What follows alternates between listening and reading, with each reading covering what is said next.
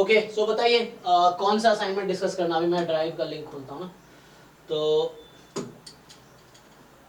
ठीक है ना। ड्राइव में जो असाइनमेंट्स है ऑलरेडी मैंने ग्रुप में ही भेजे थे, ड्राइव में भी है। तो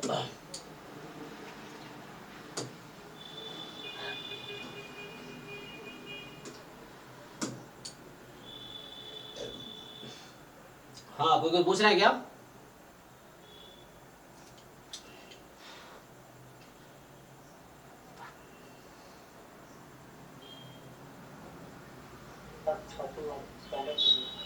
अच्छा, स्टैंडर्ड यूनिवेरिएट में से। हाँ, तो एक मिनट।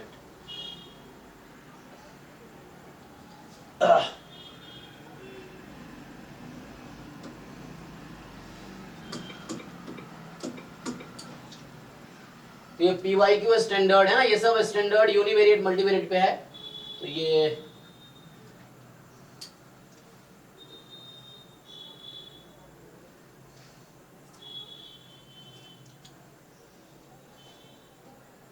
कौन सा, ये 31।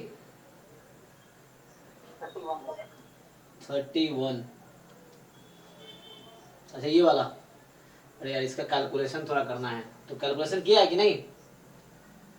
तो चलो ट्राई करते हैं। ऐसे ये क्वेश्चन अच्छा है, ये थोड़ा कैलकुलेशन देखना पड़ेगा। ठीक है ना। हाँ रोहित, तुम ट्रेन में बैठो, मैं क्लास ले रहा हूँ, ठीक है? घर पहुंच जाओ पहले तुम। मेरी क्लास है 12 बजे तक।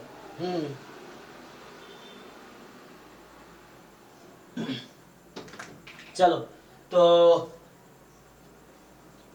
और ट्राई करते हैं। किसने ट्राई किया इसको? तो इसमें क्या करना है एक्चुअली। अच्छा, मुझे तो पहले एक मिनट।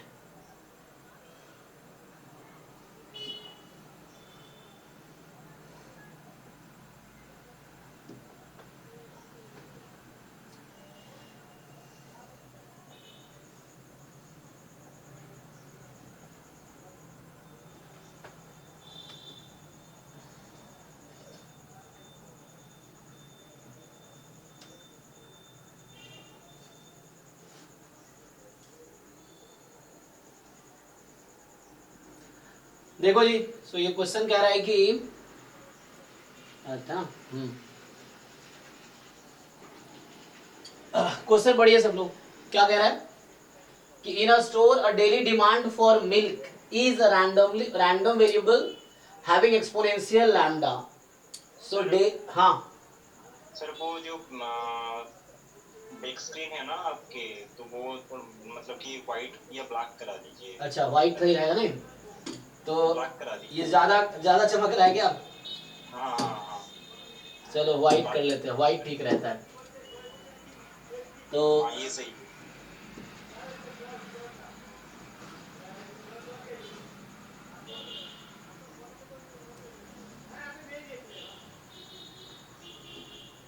ठीक है, चलिए तब देखिए क्या है कि in a store the daily demand for milk, ठीक है ना। डेली डिमांड फॉर मिल्क जो है, ये एक रैंडम वेरिएबल है जिसका डिस्ट्रीब्यूशन है actually. So is a random variable having distribution exponential lambda.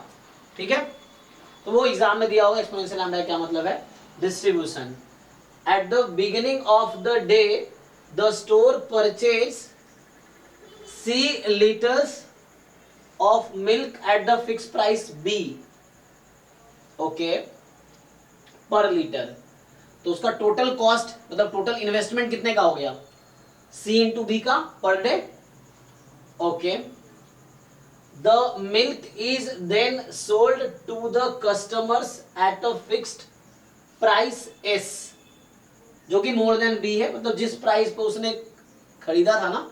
सो जो भी कॉस्ट प्राइस पर लीटर है, so S is the selling price per litre, B is the cost price, मतलब आई मीन उसने जो अगर शॉपकीपर के perspective में बात करूं तो उसने जो खरीदा उसका कॉस्ट प्राइस ये है, और शॉपकीपर के लिए बात कर रहा हूं उसका जो सेलिंग प्राइस है वो एस है ना, पर litre.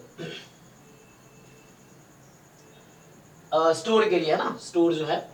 At the end of the day the unsold milk is discarded, मतलब जो मिल्क नहीं बिका वो बर्बाद हो गया, मतलब उससे कुछ आउटपुट नहीं आया, इस तरह से।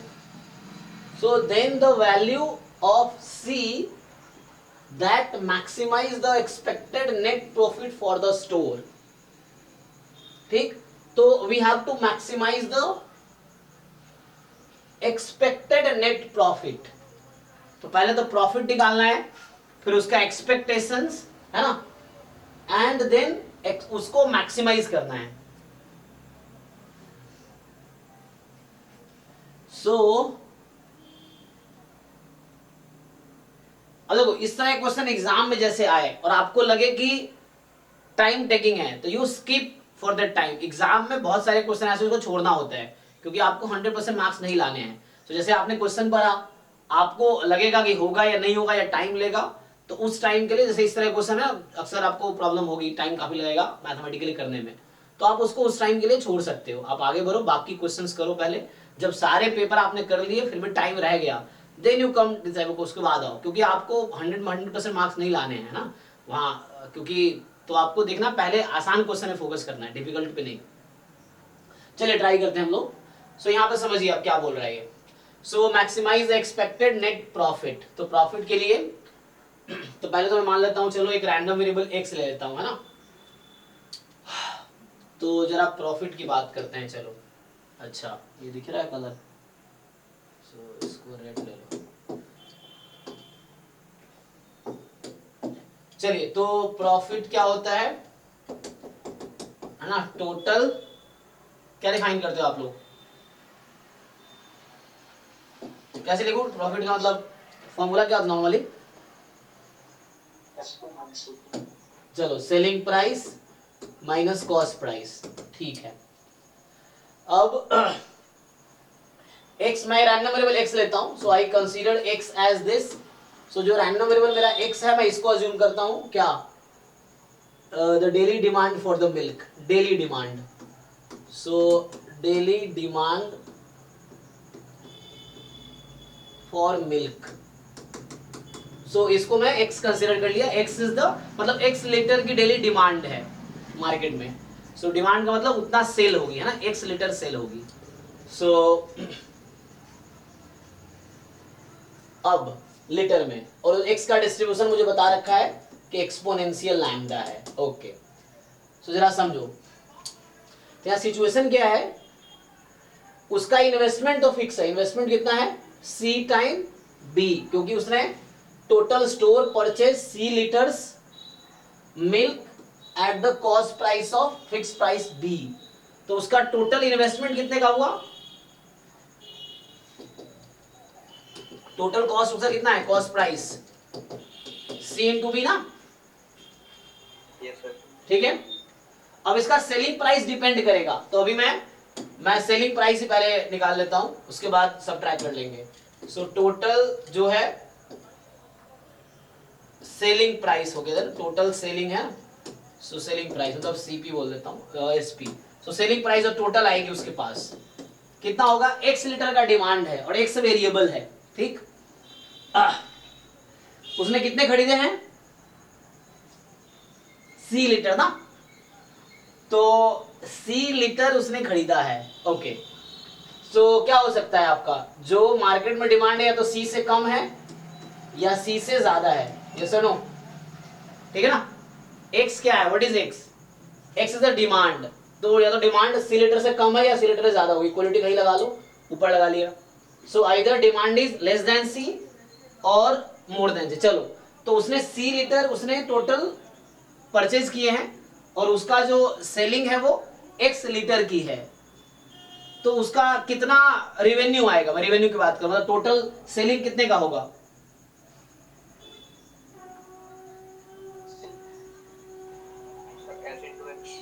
यस।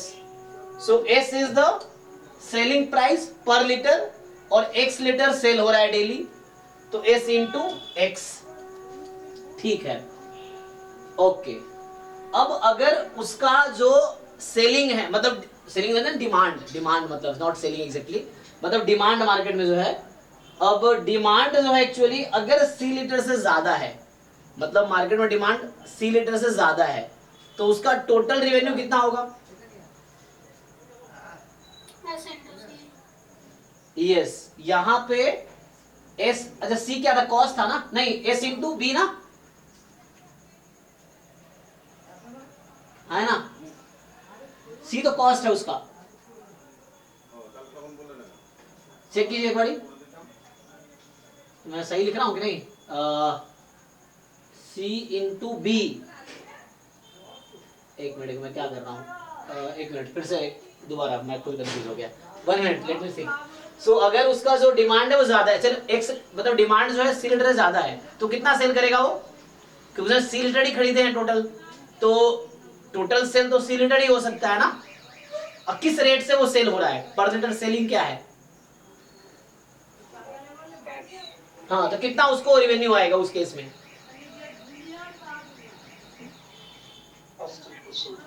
हाँ एस इंटू सी ना, ये बोला था क्या आपने, चेक कर लो एक बारी, अच्छा शायद आपने सही बोला था, वो मैंने कहा था ना, ठीक है एस इंटू सी, ठीक है मतलब सही बताया था मे बी, ओके किसी को डाउट है इसमें, पर देख लो, डिमांड अगर सी से कम है, मतलब सी लीटर से कम डिमांड है मार्केट में, तो जितना सेलिंग हुआ पर सेलिंग प्राइस एस है, अब डिमांड सी से ज्यादा है, तो उसने सी लीटर ही खरीदे हैं टोटल, तो ज्यादा बेच नहीं सकता वो, तो डिमांड अगर ज्यादा भी है फिर भी वो सी लीटर ही सेल करेगा, तो सी लीटर अब पर लीटर सेलिंग प्राइस है एस, ठीक है, तो आपके पास ये हो गया, ओके, और टोटल उसका कॉस्ट कितने का है,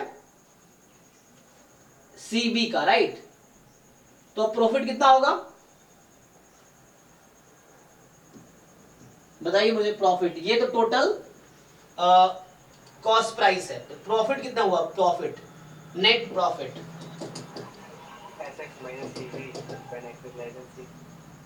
सो यहाँ पे S X minus C B होगा अगर X less than equal to C है, और S into C minus C B अगर एक्स मोर देन सी है। किसी को लॉजिकली दिक्कत आ रहा है, मैंने क्या किया, सो जो टोटल सेलिंग है, सेलिंग प्राइस में से कॉस्ट प्राइस को माइनस कर दिया, सो ये बचा प्रॉफिट, ओके है।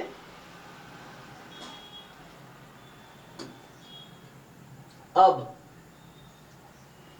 ये प्रॉफिट मेरा एक रैंडम वेरिएबल है, तो मैं इसका क्या नाम दूं, प्रॉफिट का नाम चलिए मैं y रख देता हूं तत्काल, सो y is the random variable.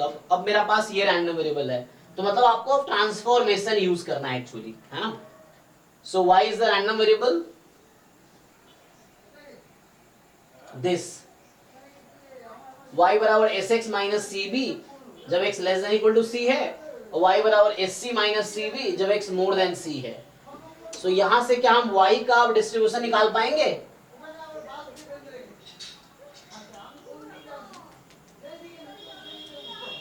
बोलो भाई क्या करेंगे,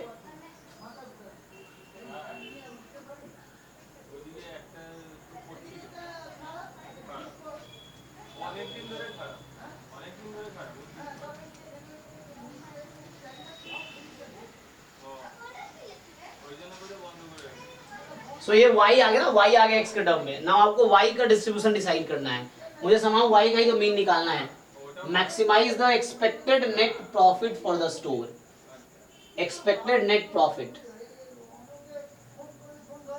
तो इसका एक्सपेक्टेशन निकालना है, तो how to find expectation,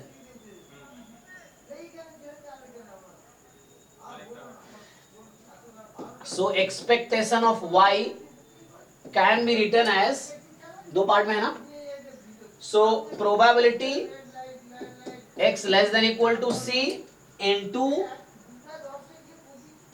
expectation of y given, क्या करो आप, x less than equal to c, सो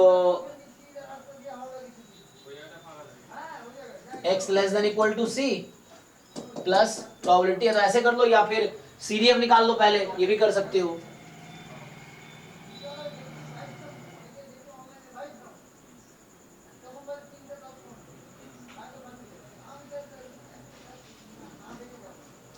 तो यहां से x more than c into expectation of y given x more than c। अब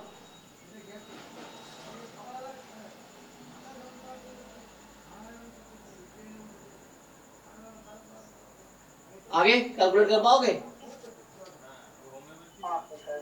ट्राई करना। एक्चुअली ये पिछले साल मैंने कराए थे, तो इसका सॉल्यूशन ऐसे मेरे यूट्यूब पे भी ऑलरेडी होगा, तो उसका मतलब सॉल्यूशन पूरा सॉल्व किया हुआ है मैंने।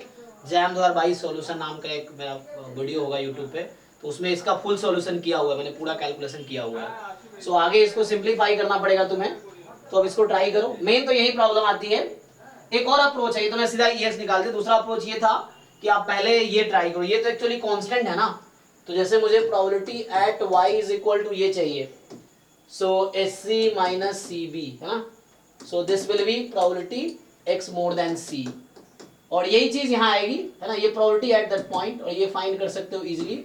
सो C से इन्फिनिटी, उसको इंटीग्रेट कर लो लैम्डा e की power minus lambda x dx, सो ये इजीली आ जाएगा है ना, मतलब मोर देन C है ना, डायरेक्टली आ जाएगा e की पावर माइनस लैम्डा C आ जाएगा है ना। तो ये आपका आ जाएगा probability y is equal to SC minus CB है ना। एक तो इस तरीके से डिस्ट्रीब्यूशन आ गया, तो जब ये वैल्यू है, और दूसरा हाँ ये कॉन्टिन्यूअस है, मिक्स टाइप बन गया एक्चुअली, y कहीं ना कहीं मिक्स टाइप हो गया, तो उसका डिस्ट्रीब्यूशन अंडर दिस कंडीशन आ जाएगा। तो उसको ट्राई करना, आराम से आगे थोड़ा ट्राई करो, नहीं तो नेक्स्ट क्लास में दोबारा पूछना। अब दूसरा और भी अप्रोच हो सकते हैं, यहाँ तक तो ठीक है, और भी डिफरेंट अप्रोच आप ट्राई कर सकते हो, ये चीज है। सो ये तो वही आएगा दिस इनटू दिस, तो ट्राई करके देखना। नेक्स्ट 28। हाँ सो 28 जो है जी अभी जब हमारा एक टॉपिक कंप्लीट हो जाता है, जैसे हमने कोई एक पैराग्राफ थ्योरी कंप्लीट किया सिलेबस का, तो उसके बाद अगले 2-3 क्लास तक सिर्फ जो उस पे बेस्ड असाइनमेंट्स हैं उसका डिस्कशन होता है, डाउट डिस्कशन एक्चुअली। तो आज डाउट डिस्कशन ही होगा, थ्योरी आज नहीं होगा। सो ठीक है ना। तो एक्स बी रैंडम वेरिएबल, तो इसलिए सबको ट्राई करने, तब आपने जब थ्योरी पढ़े तो आपको उसको अप्लाई करना है क्वेश्चन सॉल्व करने, क्योंकि एग्जाम में क्वेश्चन ही आएंगे, तो क्वेश्चन से थ्योरी ज्यादा, तो क्वेश्चन आपको सॉल्व करना होगा ज्यादा से ज्यादा। सो एक्स क्या है, रैंडम वेरिएबल यूनिफॉर्म 0 10 है, ये हमने डिस्कस किया था पहले भी। X minus greatest integer function of x है। सो वाई का रेंज क्या है भाई, किनका डाउट है, नवीन का है ना। हाँ तो y डिस्ट्रीब्यूशन एक्चुअली यूनिफॉर्म 0-1 हो गया एक्चुअली। सो y यूनिफॉर्म 0-1 हो जाएगा, तो उस केस में अब ये नहीं निकल जाएगा, 0.75 आ जाएगा ना। नेक्स्ट 27 का मेरा B आ रहा था, 27 का B आ रहा था, तो आंसर तो मुझे भी याद नहीं है, बाकी जिसने किया है बताओ भाई क्या आ रहा है आप लोगों का। Consider a sequence of independent Bernoulli trials. Probability of success in each trial 1/3. X denote number of trial required to get second success. तो मतलब ये हो गया एक्चुअली नेगेटिव बाइनोमियल है ना, नेगेटिव बाइनोमियल r बराबर 2। एक मिनट, हाँ सो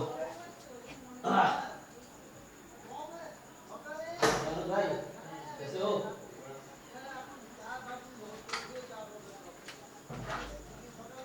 हाँ सो ये हो गया number of trial required to get है ना। सो अब देखो number of trial required to get RH success, so r के प्लेस पे 2 हो गया, नेगेटिव बाइनोमियल r के प्लेस पे 2, और नंबर ऑफ ट्रायल वाला है तो इसका जो PMF आएगा है ना, ट्रायल वाला x अगर है तो x-1 चूज r-1 p की पावर r q की पावर x-r लगा लो, और x more than equal to 5 है तो बेटर है 1 माइनस कर दो इसको है ना। तो यहाँ number of trial required to get second success, तो सपोर्ट कहाँ से स्टार्ट होगा इसका, 2 से, 2 3 4, तो इसका कॉम्प्लीमेंट लोगे तो 1 minus probability at 2, probability at 3, probability at 4, और आंसर सी दे रखा है। बाकी लोग बताओ भाई। तो उसमें गलत दिया होगा, हो सकता है मिस्टेक कर दिया हो, ठीक है ना। तो आप बस कैलकुलेशन चेक करना, कॉन्सेप्ट ठीक है आपका, बस कैलकुलेशन चेक करना है, तो गलती दे सकता है। नेक्स्ट कौन सा वाला,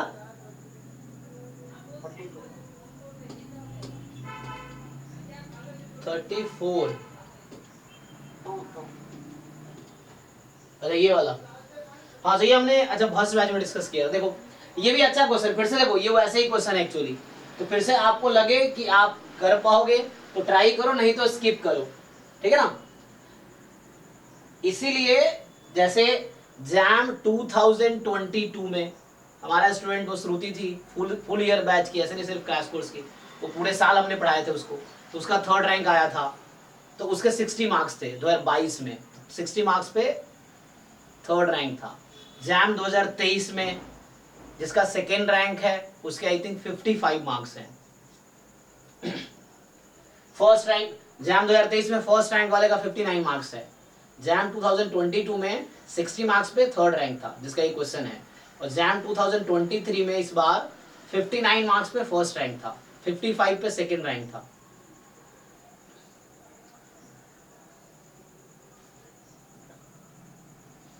और 2nd रैंक वाला हमारे स्टूडेंट था। तो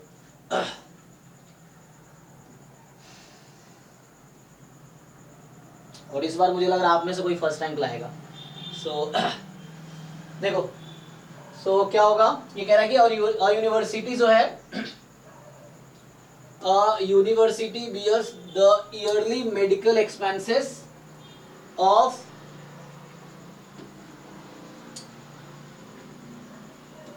each of its employee up to a maximum of ₹1000। देखा लैंग्वेज समझने की जरूरत है, पिछले क्वेश्चन की तरह ही है, जैसे मिल्क वाला क्वेश्चन था तो वैसे ही है कि एक यूनिवर्सिटी जो है मेडिकल एक्सपेंस को कितना कवर करेगी, मैक्सिमम 1000 रुपए तक, ठीक।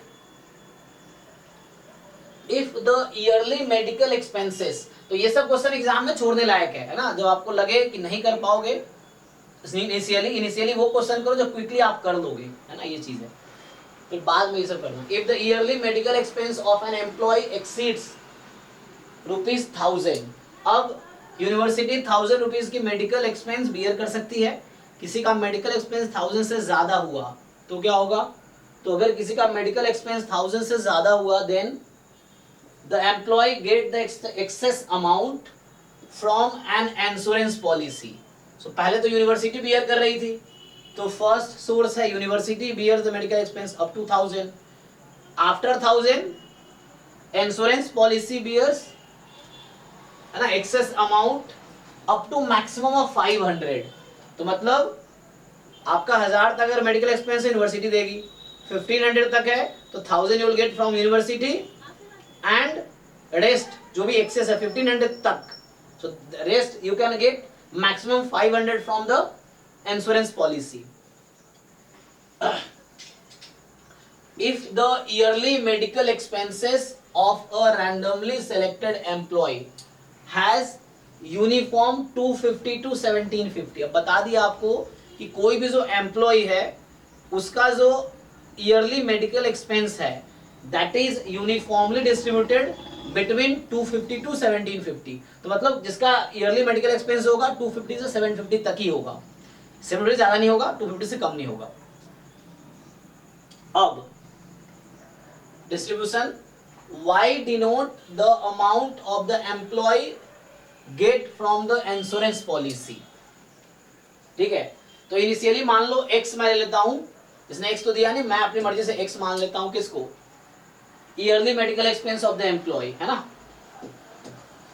ईयरली मेडिकल एक्सपेंस, है ना, और जिसका डिस्ट्रीब्यूशन है यूनिफॉर्म 250 टू 1750। ओके, अब देखो Y जो है, the Y is amount the employ get from the insurance policy, so amount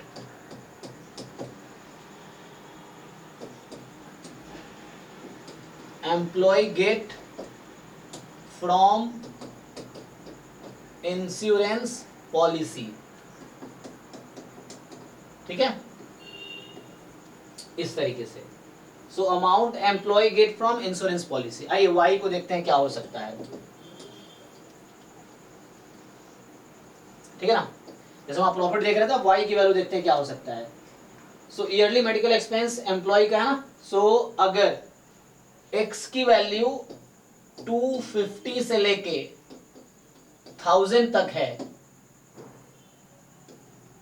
मान लीजिए, सो अगर x की वैल्यू 250 से 1000 तक है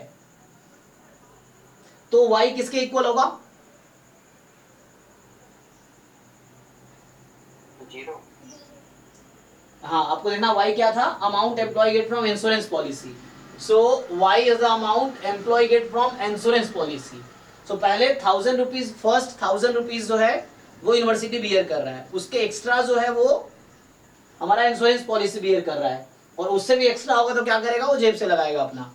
ये है. तो मतलब 1500 से ज्यादा किसी का मेडिकल एक्सपेंस है तो वो अपने जेब से लगाएगा, मतलब ये है. सो अब समझिए आप, तो यहाँ पे 0 रुपीज मिल रहा है उसको. y is the amount employ get from insurance policy, 0. अब x की वैल्यू अगर 1000 से ज्यादा है ना, यहाँ 1000 इक्वेट कर सकते हो, कोई दिक्कत नहीं है. सो अगर 1000 से ज्यादा है, मान लीजिए यहाँ भी इक्वेट कर लीजिए. सो अगर x की वैल्यू 1000 से ज्यादा है एंड 1500 तक है तो क्या होगा,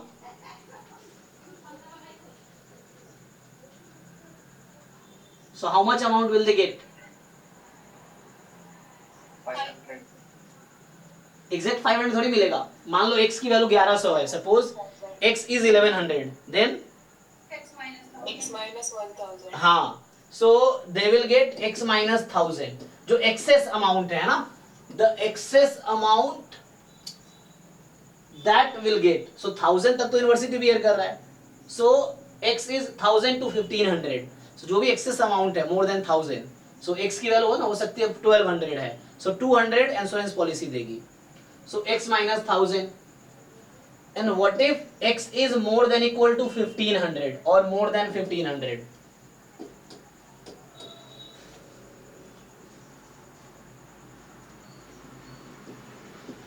मान ली किसी का 1600 का खर्चा है तो इंश्योरेंस पॉलिसी कितनी देगी, 1600 मेडिकल एक्सपेंस आया तो इंश्योरेंस पॉलिसी कितनी देगी. 500. हाँ, मतलब टोटल 15 मिलेगा, लेकिन इंश्योरेंस पॉलिसी कितनी देगी, हम y ले रहे हैं इंश्योरेंस पॉलिसी से. y is the amount paid from insurance policy. So insurance policy pays up to maximum 500. So 1000 तक यूनिवर्सिटी बियर कर रहा है, 1000 के बाद जो है वो इंश्योरेंस पॉलिसी बियर कर रहा है. सो अगर 15 से ज्यादा किसी का खर्चा है तो यूनिवर्सिटी 1000 दे दिया, अब 500 मैक्सिमम इंश्योरेंस पॉलिसी देगी. So this is the 500. So again ये ट्रांसफॉर्मेशन का क्वेश्चन हो गया. अब आप ट्राई करो तो देखो जरा. सो यहां से क्या हो रहा है, अगर आपसे पूछे probability y is equal to 0 कितनी आएगी, probability y is equal to 500 कितनी आएगी, बताइए जरा.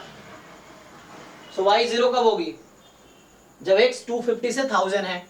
So what is the probability of x being 250 to 1000, मतलब दिस इज सेम एज 0. है ना. अरे वैल्यू 0 है, प्रोबेबिलिटी है ना. This is y being 0, x being between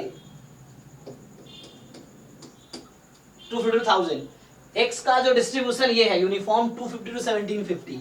जो x रैंडम वेरिएबल है that x has distribution uniform 250 to 1750. So what is the probability of this?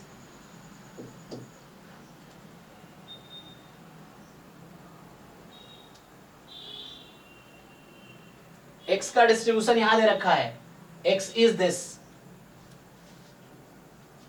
750 upon 15. हाँ, तो ये होगा ना कि y2 में है ना, वो अब क्या होगा, इसका पीडीएफ क्या होगा 1/1500 ना, और यहाँ इंटीग्रेट कर दो 250 से 1000 में 1/1500 को.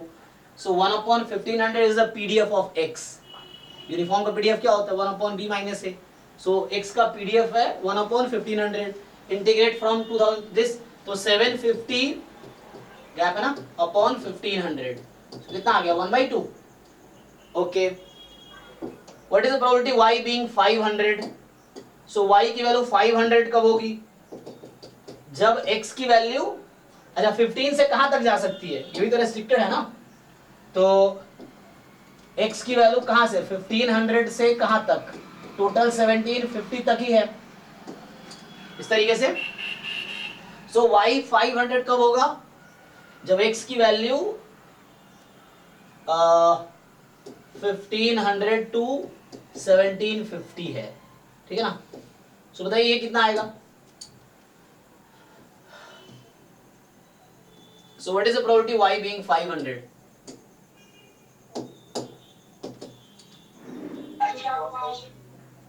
तो ये कितने का गैप है? 250 का गैप है. 250 अपॉन 1500. So 250 upon 1500. तो टुडे गैप है ना? So 1/6. ओके. Yes, sir. तो रेस्ट की प्रोबेबिलिटी कितनी है? मतलब इस बीच में डिस्ट्रीब्यूशन क्या रहेगा?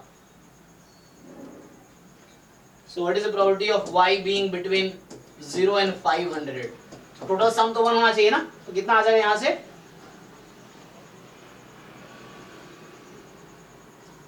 1/2 मतलब 3/6.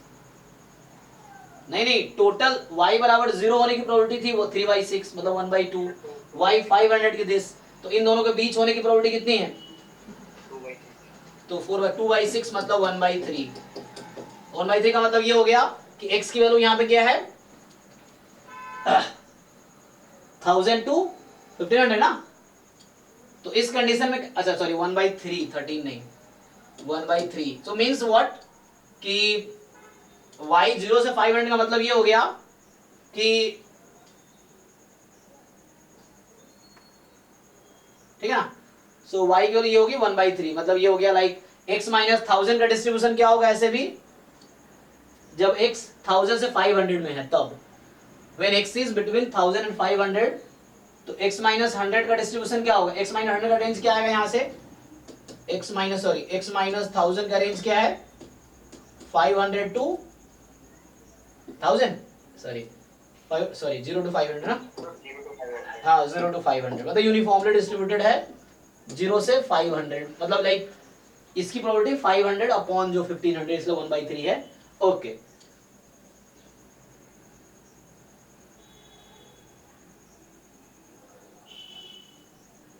ठीक है. तो अब करना क्या है इसमें? देखो जरा ध्यान से. सो पहला आपसे पूछा गया है कि एक्सपेक्टेशन ऑफ y. चलो ट्राई करो एक्सपेक्टेशन ऑफ y क्या होगा?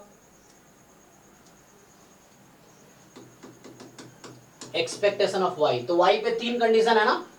Either y will be this. जब इस सिचुएशन में y 0 है सो 0 इनटू प्रोबेबिलिटी ऑफ क्या कैसे होता है एक्सपेक्टेशन? ये मिक्स्ड है ये भी ना क्योंकि इन दोनों पे पॉइंट मास है बीच में कॉन्टिन्यूअस है. सो मिक्स्ड रैंडम वेरिएबल है y again. So like 0 into probability at 0 कितना था?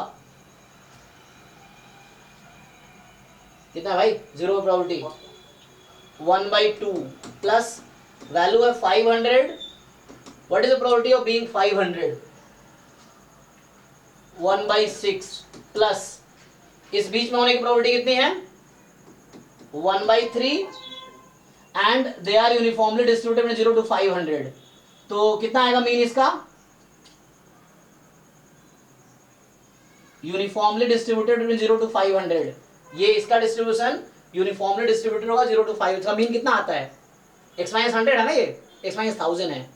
So what is the mean when x minus 1000 is uniformly distributed between यही तो y है ना. So this is y actually 0 to 500 जो यहाँ लिख रखा है मैंने लिख रखा ना. So probability 1/3 है और इसका एक्सपेक्टेशन कितना आएगा? 0 to 500 के बीच होने का एक्सपेक्टेशन कितना? a plus b by 2 ना. So कितना? 500 upon 2 like when so यहाँ देखो E1 E2 E3 है. हालांकि यूज मैं यही कर रहा हूँ तुम अगर ध्यान से देखो तो मैं यही फॉर्मूला फिर से यूज कर रहा हूँ. Probability y being 0 into expectation at that point, y being 500 then expectation into उस तरीके से कहने मतलब ये है कि पॉइंट पे है तो वही आ जाएगा. सेम थिंग 3 पार्ट में यूज होगा एक्चुअली सेम चीज. सो मैंने पहले लिखा कि 0 वैल्यू होने की क्या प्रोबेबिलिटी है इनटू दिस कंटीन्यूअस पार्ट पे. हाँ सो 0 to 500 कॉन्टिन्यूअस है यूनिफॉर्मली डिस्ट्रीब्यूटेड था ना तो ये भी यूनिफॉर्मली डिस्ट्रीब्यूटेड होगा. सो यूनिफॉर्म 0 to 500 का मीन कितना होता है?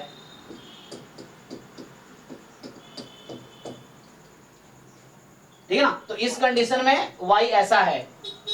So y is uniformly distributed between 0 to 500. ठीक है ना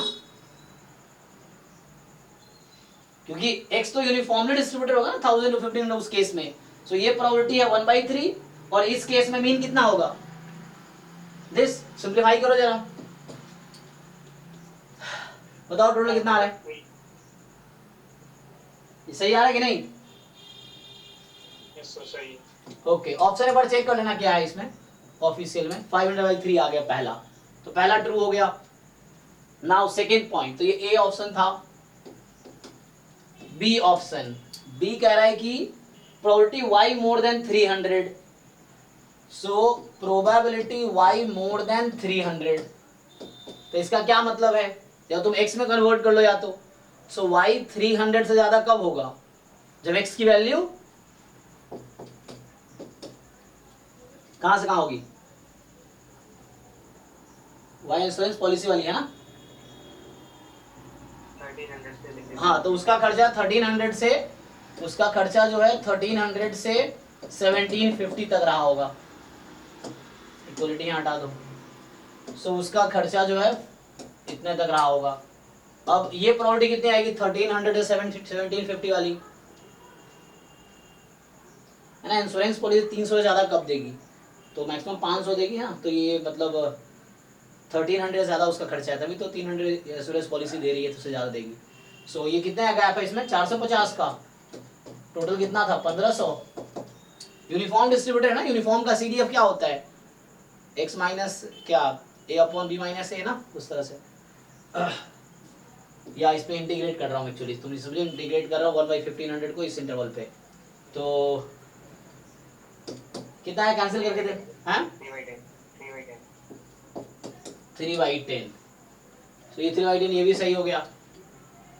the median of y is 0, तो मीडियन की डेफिनेशन बताओ मुझे, मीडियन की डेफिनेशन क्या है। सी ऑप्शन ट्रू होने के लिए क्या दिखाना पड़ेगा मुझे, कि probability y less than equal to 0 is more than equal to half, and probability y more than equal to 0 is more than equal to half. ये डेफिनेशन है मीडियन का in general. So 0 is median if and only if probability y less than equal to 0, this probability should be more than or equal to half, and probability y more than equal to 0, this probability should also be more than or equal to half। अब verify कर लो, आप निकाल तो चुका हूँ probability में यहाँ पे। so less than equal to 0 मतलब exactly at 0, तो ये हाफ ही है, तो पहला वाला ओके है, this is fine। probability more than equal to 0, so more than equal to 0 तो 1 ही हो गया ना, क्योंकि y कुछ भी वैल्यू ले ले। so y more than equal to 0 का मतलब कितना, या तो 0 या 1 आ गया प्रोबेबिलिटी, तो ट्रू है कि फॉल्स है, थर्ड ऑप्शन, ठीक है ना। किसी को डाउट है तो पूछो, ये चेक करना आपको। तो लेस देन इक्वल टू 0 में क्या है, y की वैल्यू नेगेटिव तो हो नहीं सकती है, तो इक्वल टू 0 हो जाएगी, तो इक्वल टू 0 पे हाफ ही है, तो वो सेटिस्फाई कर रहा है, मोर और इक्वल, तो दिस इज ऑल्सो ट्रू। कह रहा है कि the quantile of order 0.6 for y equal to 100। अब डी ऑप्शन के लिए मुझे क्या करना पड़ेगा, तो कोई मुझे बताओ, quantile of order 0.6 is equal to 100, तो 100 जो है pth क्वांटाइल होने के क्या मतलब है। सो 100 pth क्वांटाइल कब होगा, तो मीडियन स्पेशल केस होता है pth क्वांटाइल का, है ना। अगर ये 0.5 लिख देता तो दोनों ऑप्शन उस तरह सेम रहता, 0.6 बोला है ना। सो x मतलब यहाँ y के लिए बात कर रहा है, so y less than equal to 100, क्या ये मोर देन इक्वल टू 0.6 आएगी, and probability y more than equal to 100, क्या ये क्या था pth क्वांटाइल का डेफिनेशन, कि y more than equal to 100 should be more than equal to p, and y less than equal to 100, this probability should be more than equal to p, and y more than equal to 100, that should be more than equal to 1 minus p, मतलब 0.4। p तुम्हारा 0.6 है, यहाँ पे p जो है 0.6 है। तुम pth quantile का डेफिनेशन पलट के देख लो, पीछे जब थ्योरी पढ़ाया था मैं। सो pth क्वांटाइल में x की जगह 100 रखना है और p की जगह 0.6 रखना है। तो यहाँ y के कैसे बात करें, इसलिए y लिख रहा हूँ मैं। अब चेक करो ये ट्रू है कि फॉल्स है, दोनों ट्रू होने चाहिए। So y more than less than equal to 100 means what? So probability y less than equal to 100 means what? x की value less than equal to 1100, यही ना, ये कितना होगा,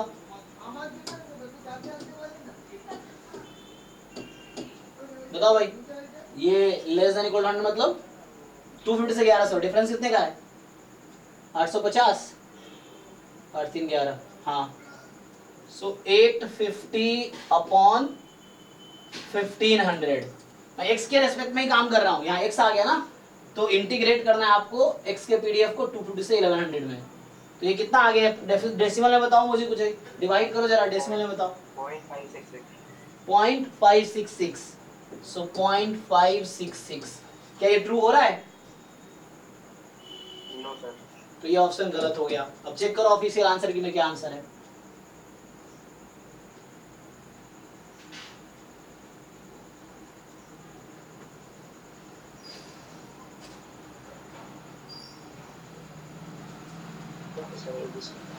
एबीसी है ना? ठीक है। अब किसी को क्वेरी है तो पूछो। ये क्वेश्चन थोड़ा सा ना, बहुत सारे कॉन्सेप्ट इसमें आ गए, तो इसमें एग्जाम में भी टाइम आपको लगेगा, तो इसको स्किप करो for that point of time. और अगर आप कर भी लोगे तो चांसेस है किसी एक ऑप्शन गलत। एमएसक्यू है, तो एमएसक्यू सबसे ज्यादा रिस्की सेक्शन है, टाइम भी जाएगा, मार्क्स भी कमाएंगे। 10 क्वेश्चन जो 31 to 40 वाला है, इसलिए सजेस्ट किया जाता है इसको सबसे एंड में करो, क्योंकि तुम्हारे पास 3 ऑप्शन करेक्ट है, तुमने 4 लगा दिए तभी मार्क्स गए, मतलब कुछ नहीं मिलेंगे। 2 ऑप्शन टिक किए तब भी कुछ नहीं मिलेंगे। नेगेटिव मार्किंग है नहीं, तो टेंशन वो नहीं है, बट यहाँ पे रिस्क बहुत है इस सेक्शन में, टाइम भी जाएगा और मार्क्स, हर क्वेश्चन 2 मार्क्स का है, ये है। सो आप पहले होता है कि ये सेक्शन करो एमसीक्यू, फिर जाके आप एंड में न्यूमेरिकल आंसर टाइप करो, या आपको लगे तो पहले एनएटी कर लो फिर आप एमएसक्यू में आओ। कई सारे स्ट्रैटेजी होते हैं, पहले 1 मार्क्स वाले या तो एमसीक्यू कर लो, 1 मार्क्स वाले एनएटी कर लो, फिर 2 मार्क्स वाले एमसीक्यू, 2 मार्क्स वाले एनएटी, फिर एमएसक्यू पे आओ। तो आपको देखना होता है कैसे आप, तो टेस्ट के दौरान ये एक्सपेरिमेंट आप कर सकते हो कि आपके लिए क्या फिट बैठता है। जब ये फुल लेंथ टेस्ट होगा ना, अभी जैसे जब स्टार्ट होगा अक्टूबर के बाद, तो आप वहाँ एक्सपेरिमेंट कर सकते हो कि आपके लिए क्या बेटर है, तो वो एग्जाम में अप्लाई कर सकते हो। तो आप डिफरेंट एग्जाम में डिफरेंट स्ट्रेटजी के हिसाब से काम करके देखो। जी हाँ हाँ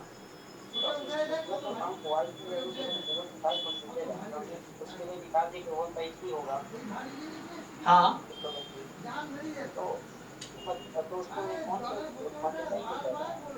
अरे देखो ध्यान से, ये प्रोबेबिलिटी तुम्हारी जो है 1/3 है, और ये एक्सपेक्टेशन 250/2 है।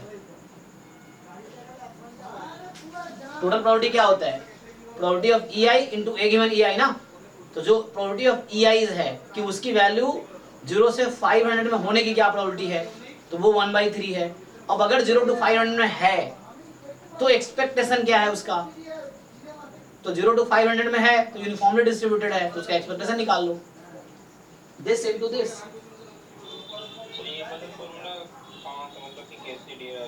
ये टोटल प्रोबेबिलिटी तो है। टोटल प्रोबेबिलिटी में आप क्या करते हो?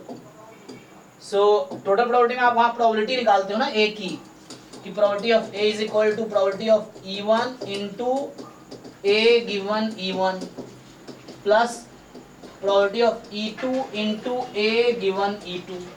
तो यही चीज एक्सपेक्टेशन पे अप्लाई हो गया। तो प्रोबेबिलिटी ओके है, ए पे आप एक्सपेक्टेशन ले रहे हो, तो यहाँ पे एक्सपेक्टेशन आएगा, E1 E2 पे नहीं, ए वाले पे आएगा।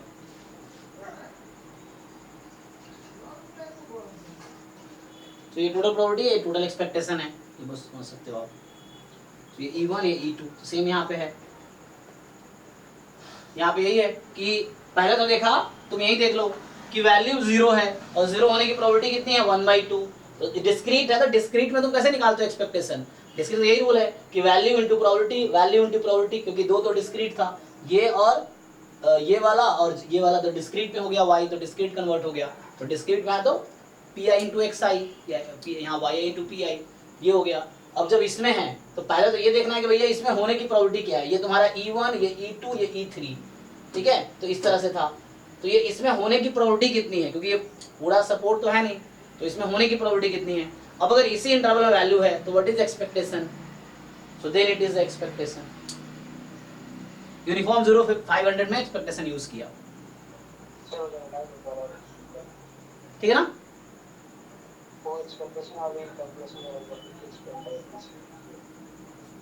नहीं समझ नहीं आया, क्या बोले तुम?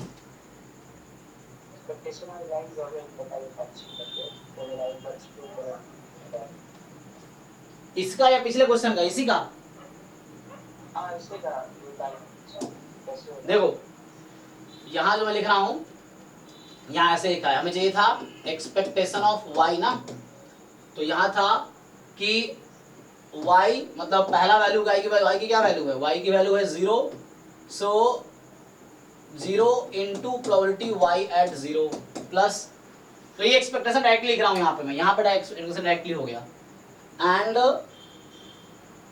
क्योंकि डिस्क्रीट है ना, तो एक्सपेक्टेशन लिखो तो वही आएगा। अगर तुम ऐसे लिखना भी चाहो कि probability y is 0 into expectation at 0, फिर probability y 500 expectation at 500, probability y between 0 and 500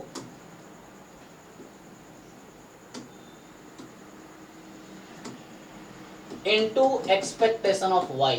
ये है स्टोरी। देखो so probability of E1 into A given E1, E2 A given E2, तो यहाँ पे y है ना, अब गिवन में वो चीज लिख सकते हो तुम, ये लिख रहा हूँ मैं एक्चुअली, क्योंकि y फिक्स तो है नहीं पूरा सपोर्ट, तो 3 पार्ट में डिवाइडेड है।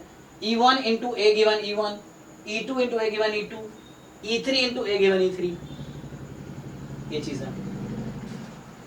सो हर केस में y का एक्सपेक्टेशन निकल रहा है, y या तो 0 वैल्यू लेगा या 500 या इसके बीच, तो इस तरह की स्टोरी है।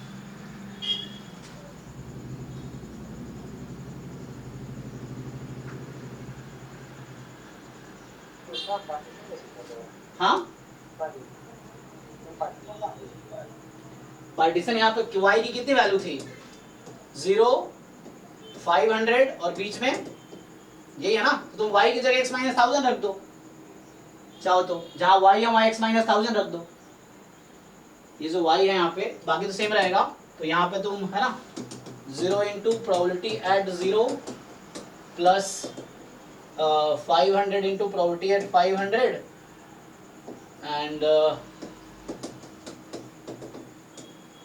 एंड यहाँ पे प्रोबेबिलिटी x बीइंग बिटवीन, क्या रेंज था कि x कब होगा? x बीइंग बिटवीन है ना, तो उसके में ये लिख सकते हो तुम कि x, जहां मैं y बराबर 0 लिख रहा हूँ वहां मैं लिख सकता हूँ x बिटवीन 252,000, जहां y बराबर 500 लिख रहा हूँ वहां लिख सकता हूँ x बिटवीन 500 to 1750।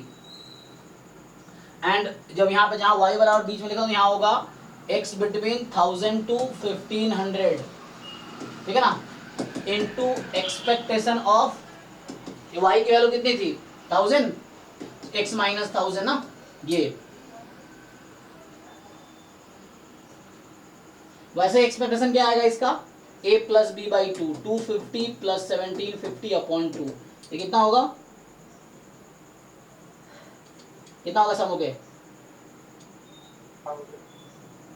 सो वैसे है ना, वैसे तो गड़बड़ होती है यहाँ। y एक्चुअली कहने का मतलब क्या है कि ऐसे है ना प्रॉब्लम, तो ये एक्चुअली y ही तुम्हें लिखना पड़ेगा यहाँ पे y के टर्म में, तो x अगर इस केस में है तो this value is y only, है ना। सो यहाँ पे मेरा मतलब ये है कि we are find the expectation of y ना, सो देन y गिवन, अच्छा ये गिवन में तुम लिख सकते हो x बिटवीन, मतलब वो लिख नहीं रहा हूँ तो मतलब वही है कि इनटू चल रहा है 1000 1500, तो अगर ये इस बीच में है तो y तुम्हारा x माइनस 1000 है, so x minus 1000 will be between 500 to कितना 1500, 500 टू क्या रेंज है भाई, x माइनस है ना, x 1000 टू 1500, तो x माइनस 1000 कितना हो जाएगा? 500 टू सॉरी 0 टू 5 ना, हाँ क्या कर रहा हूँ 0 टू 500, हाँ। सो यहाँ ये तुम्हें ये रूल पता है ना कि अगर x हमारा मान लो x की डिस्ट्रीब्यूशन a टू b है, तो x माइनस k का डिस्ट्रीब्यूशन क्या होगा? x का डिस्ट्रीब्यूशन है x is uniform a b, then distribution of x minus k uniform a minus k comma b minus k, तो ये लगाओ यहाँ पे। सो y बराबर तुम्हारा है x माइनस 1000, इसका डिस्ट्रीब्यूशन क्या होगा? यूनिफॉर्म x का डिस्ट्रीब्यूशन है यूनिफॉर्म 252, जब मेरा x है यूनिफॉर्म 252 1750, तो मेरा x माइनस 1000 का डिस्ट्रीब्यूशन क्या आएगा? हाँ, अब इसका मीन कितना आ जाएगा, यही y है तुम्हारा, तो इसका मीन कितना आ जाएगा,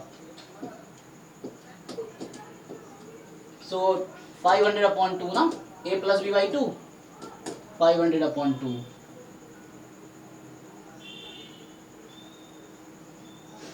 ये तुम्हारा y एक्चुअली है, दिस इज योर y। तो पहले डिस्ट्रीब्यूशन निकालना है, फिर एक्सपेक्टेशन निकालना है।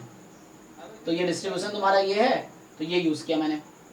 अब इसमें होने की प्रोबेबिलिटी कितनी थी, है ना, मतलब वो तो उसका अलग किया। तो यहाँ पे expectation of y given this, तो गिवन तो ठीक है, यहाँ यूज कर लिया तुमने, डायरेक्टली यूज करो कि y का एक्सपेक्टेशन क्या है। सो मतलब वही है कि under this condition what is the expectation, so directly you can right expectation of y।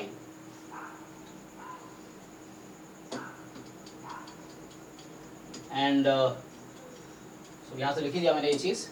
यहाँ से हो गया 0, ये हो गया 500, और इसकी प्रोबेबिलिटी कितनी आई थी 1/6, 500 की 1/6, सो ये 1/6, और ये तुम्हारा प्रोबेबिलिटी 1/3 है। अब इस इंटरवल में होने की प्रोबेबिलिटी 1/3 है। अब है तो डिस्ट्रीब्यूशन इसका ये हो गया, है ना, so given this, so distribution of y given x belongs to that interval, so दिसका डिस्ट्रीब्यूशन, तो ये मीन हो गया 500/2, और यही फाइनली आया था कितना है 500/3, तो ये सिंप्लीफाई करके आ जाएगा 500/3।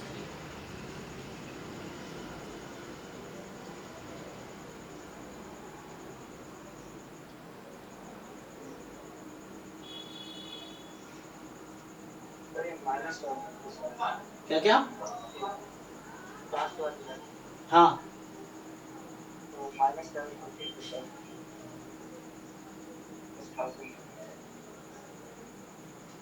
नहीं समझे, फिर से बताओ, माइनस क्या, x यूनिफॉर्म 250 to 1750 है, हाँ तो माइनस हम करेंगे तो माइनस का हिसाब से हर बार अरे वेट, लेकिन ये भी तो है, ऐसा थोड़ी है कुछ भी इन जनरल y अकेला ये थोड़ी है, हमें यहाँ ये दे रखा है, इस कंडीशन में बात कर रहे हैं, हमारा y 3 पार्ट में है ना। अच्छा, ये तो हमें जब x ऐसा है तब डिस्ट्रीब्यूशन ये है, इन जनरल नहीं है। हमें ये थोड़ी बोला है कि y बराबर x माइनस 1000 है, y in general x minus 1000 थोड़ी है हमेशा, अंडर दिस कंडीशन है ना, तो इस कंडीशन में मुझे दिखाना पड़ेगा। हाँ अच्छा, यहाँ पे चूंकि ये जनरल वो हो गया, मतलब वो जनरल ट्रू नहीं है, मतलब ठीक है, कहने मतलब क्या है, यहाँ पे तुम्हें क्वेश्चन में दे रखा है कि y की वैल्यू x माइनस 1000 कब होगी, जब x तुम्हारा 1000 से 1500 है तब, अदरवाइज जब 1000 से कम था तो 0 है, जब 1000 से 1500 ज्यादा है तो 500 है। ये बिल्कुल वैसे ही कुछ क्वेश्चन हो गया जो अभी बाइनोमियल वाला जो हम कर रहे थे, हाइपरजोमेट्रिक यूज किया था मैंने, कुछ वैसे ही हो गया। तो यहाँ इन जनरल ये नहीं बोल रहा हूँ मैं, तो यहाँ अभी क्या है, मुझे यहाँ क्वेश्चन में गिवन है ये, हमें ये क्वेश्चन में गिवन है कि x माइनस 1000 कब है, सो हमें ये गिवन है कि x की y की वैल्यू x माइनस 1000 कब है, जब आपका x 1000 to 1500 है। तो उस केस में जब x 1000 to 1500 है तो उस केस में क्या आएगा, हाँ ठीक है, तुम सही मतलब बताया, वो लिखना मैंने गलत लिखा है यहाँ पे, 1000 to 1500। तो ये मुझे इस इंटरवल में जब x है तब x माइनस 1000 का डिस्ट्रीब्यूशन देखना है, इन जनरल नहीं। अगर 1000 से कम है तो y की वैल्यू यूनिफॉर्म थोड़ी है, y की वैल्यू डिस्क्रीट हो गई यहाँ पे, जब 1000 से कम है तो जब 250 to 1000 है तो y तो 0 है, तो इन जनरल नहीं है, y अकेला थोड़ी 3 पार्ट में है, तुम्हें इस पार्ट के अंदर बात करना है। तो जब x तुम्हारा 1000 से 1500 के बीच है, उस केस में तुम्हारा x माइनस 1000 का डिस्ट्रीब्यूशन क्या है ये देखना है। जब x 1000 to 1500, अब यहाँ पे 1000 घटाओ, टोटल में से नहीं घटाने हैं, शुरू में मैंने इंजन लिख दिया था क्योंकि वो थ्योरम पे, बट यहाँ पे तुम्हारा फिक्स कर रखा है ना कि जब 1000 to 1500 है तभी तुम्हें 1000 घटाने हैं, अदरवाइज वो 0 या 500 होगा, तो घटाओ ना। तो यहाँ पे x तुम्हारा जब 1015 तो x माइनस 0 to 5, तो ये हो गया 0 to 500। तो इस under this condition y is uniform 0 to 500। So under this, ये तुम्हें गिवन है, जब x इस इंटरवल में है तब तुम बताओ इसका डिस्ट्रीब्यूशन क्या है, और इस इंटरवल में आने की प्रोबेबिलिटी 1/3 है जो हम यूज कर रहे हैं, कि इसमें x को होने की प्रोबेबिलिटी 1/3 है।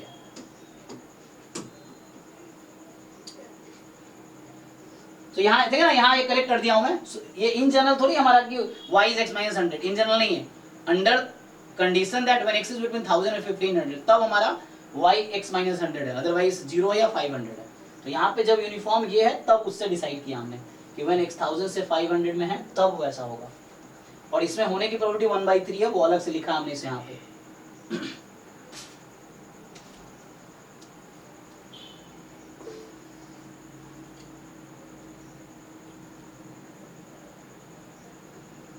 डिवाइडेड बाई 750 होना चाहिए ना, अपर लिमिट तो 750 है। कहाँ पे अपर लिमिट 750 है? अब ठीक है ना? इसमें या उसमें, किसमें? हाँ भाई हर्ष, अनम्यूट करके बताओ, ऐसे समझ नहीं आ रहा।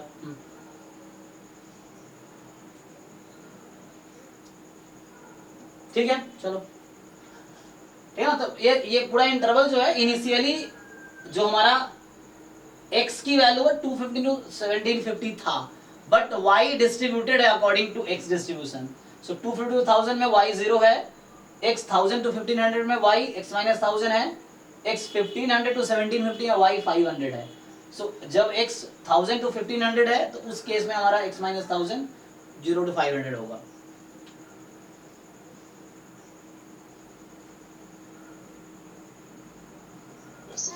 जी सर ये जो एक्सपेक्टेशन का फॉर्मूला है इसमें, वो इसलिए किया है क्योंकि जो इसका सपोर्ट है वो x पे डिपेंड कर रहा है। हाँ, और ऐसे इन जनरल हम जो वो फॉर्मूला होता है वही यूज करते हैं। हाँ, यहाँ फॉर्मूला से यहाँ पार्टीशन हो रहा है, जो सैंपल स्पेस है वो पार्टीशन हो रहा है एक्चुअली, इसलिए वो फॉर्मूला यूज करना पड़ा। 3 पार्ट में डिवाइडेड है ना, तो जैसे टोटल प्रोबेबिलिटी भी कब यूज करते हैं? जब पार्टीशंस होते हैं, तो इसीलिए यूज किया क्योंकि डिवाइडेड है। हाँ, जो मेन सैंपल स्पेस है वो डिवाइडेड है, x की वैल्यूज डिवाइडेड है, तो इसीलिए हमें अलग से वो यूज करना पड़ा। क्योंकि y की वैल्यू 0 हो सकती है 500, y यहाँ कॉन्टिन्यूअस रैंडम वेरिएबल नहीं है, y डिस्क्रीट रैंडम वेरिएबल भी नहीं है, y मिक्स्ड रैंडम वेरिएबल है।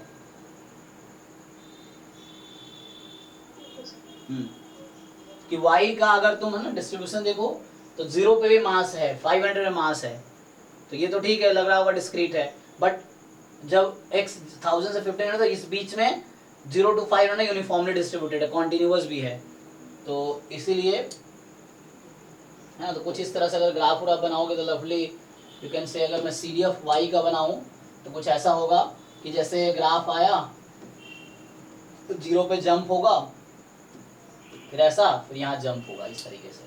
तो यहाँ पे कितने का जंप है?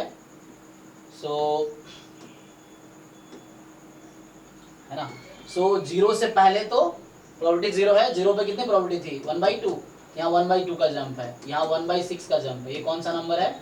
500। ये y है, और ये जो बना रहा हूँ CDF ऑफ y बना रहा हूँ मैं, ठीक है। तो ये ग्राफ है y versus CDF of y। तो अगर y का तुम CDF बनाओगे तो ये इस तरीके से है कि जब y लेस देन 0 है तो वैल्यू तो 0 है CDF की, 0 पे जंप आया, 0 पे क्या हुआ? जंप आया। लेस देन 0 दिस, 0 पे जंप आया, है ना। अब 0 से 500 में यूनिफॉर्मली डिस्ट्रीब्यूटेड है, और उसके बाद फिर जंप आया। कितने का जंप है? ये 1/6 का जंप है। ये कितने का जंप है? 1/2 का जंप है। अब यहाँ से फिर ये 1 हो जाएगा। आपको दिख रहा होगा ये जंप है और साथ में कॉन्टिन्यूअस पार्ट भी है। आपको पता है कि डिस्क्रीट का CDF क्या होता है? स्टेप वाइज कॉन्टिन्यूअस फंक्शन, मतलब क्या बोलते हैं, पीस वाइज कॉन्स्टेंट फंक्शन होता है ना, स्टेप फंक्शन बोलते हैं उसको। तो स्टेप फंक्शन नहीं है क्योंकि इंक्रीजिंग है। और कॉन्टिन्यूअस का ग्राफ, कॉन्टिन्यूअस का CDF हमेशा कॉन्टिन्यूअस फंक्शन आएगा हमेशा। ये कॉन्टिन्यूअस नहीं है, ये 0 और 500 पे डिसकॉन्टिन्यूअस है। तो ये mixed random variable actually y इस तरीके से है।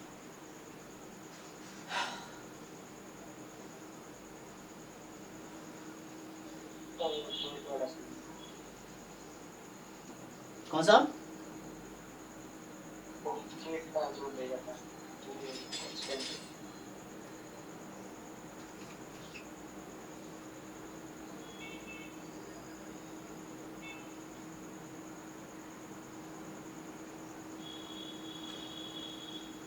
कहाँ हो जाता?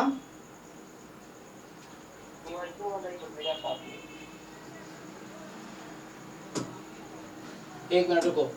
मतलब इसमें डाउट नहीं है। अब ये यूनिवेरिएट वाला था ना, स्टैंडर्ड यूनिवेरिएट वाला है। इसमें से है कोई?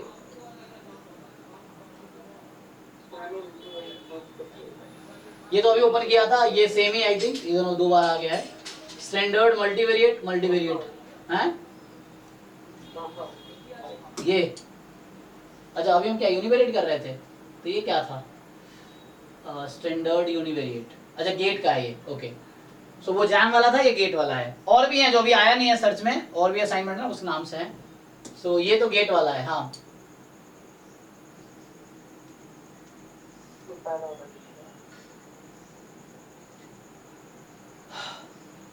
ये एक्चुअली अभी तुम्हारे सिलेबस की एक गलती से ना ये मल्टीवेरिएट का डाल दिया है। सो हालांकि ये जैम में भी आया हुआ क्वेश्चन है, सेम क्वेश्चन जैम में आया हुआ है 2021 में। सो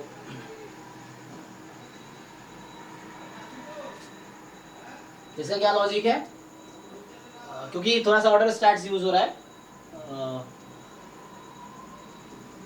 लेकिन ये बाद में फिर से आएगा जब हम ऑर्डर स्टैट्स पढ़ेंगे। तो अभी अगर तुम देखो तो क्या बोल रहा है ये, covariance between this and this.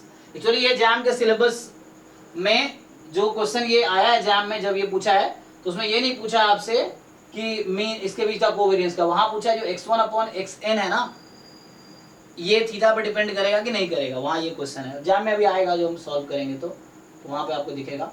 So r/s वाला एक क्वेश्चन है जिन लोगों को आइडिया ऑलरेडी है। सो यहाँ तो ये तुम्हारे जैम के सिलेबस से बाहर है ये, कि रैंडम सैंपल है फ्रॉम यूनिफॉर्म 0 थीटा। तो जो xi है ना, सो जो xi's हैं, xi's आर यूनिफॉर्म 0 थीटा।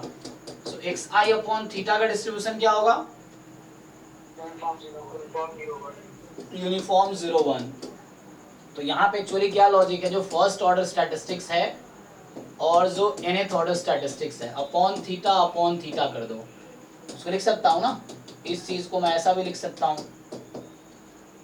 क्या थीटा डिवाइड किया।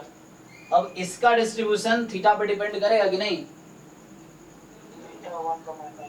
मतलब थीटा से फ्री होगा ना। हाँ मतलब तुम चलो ठीक है। सो ये होगा बीटा 1,10, सॉरी n है ना यहाँ पे, n मतलब यहाँ पे अगर सैंपल साइज 10 होता तो ऐसा होता। और इसका डिस्ट्रीब्यूशन क्या होगा? Beta n,1। अब यहाँ थीटा कहीं दिख रहा है इसमें पैरामीटर कहीं थीटा है कि नहीं? तो एक्चुअली इसका जो डिस्ट्रीब्यूशन है that is free from theta, तो इसको बोलते हैं क्या था? Ancillary statistics, ancillary. हाँ सो एंसिलरी स्टैटिस्टिक्स है। और ये जो nth ऑर्डर स्टैटिस्टिक्स है यहाँ पे, yes yes, so complete sufficient हो गया ये, और ये एंसिलरी हो गया। तो बाय बसूस थ्योरम, अब बसूस थ्योरम जैम, ये गेट का क्वेश्चन है तो ये गेट के सिलेबस में बसूस थ्योरम है, तो वहां पे ये रिजल्ट है कि like complete sufficient estimator is independent of ancillary statistics, है ना। तो अब अगर इंडिपेंडेंट है, this quantity is independent to this, so दोनों इंडिपेंडेंट है। तो अगर इंडिपेंडेंट है तो उसके कुछ का कोवेरिएंस 0 होगा। तो ये थ्योरी हमने एक्चुअली इस बैच में भी किया नहीं है, ये मल्टीवेरिएट का थ्योरी यूज हुआ है, तो वो आगे हम डिस्कस करेंगे। तो अभी इसको छोड़ सकते हो, ये जैम के सिलेबस के बाहर का है, क्योंकि ये गेट वालों के लिए है, जैम वालों के लिए नहीं। फिर सीख लोगे तो आगे हेल्प करेगा, ऐसे जरूरत नहीं है। लेकिन ये जैम में ये क्वेश्चन आया है जब पूछा है कि ऑप्शन है कि दिस MSQ में कि this distribution of this will depend on theta और नॉट, इस तरह का ऑप्शन है, तो वो चूज करना है आपको।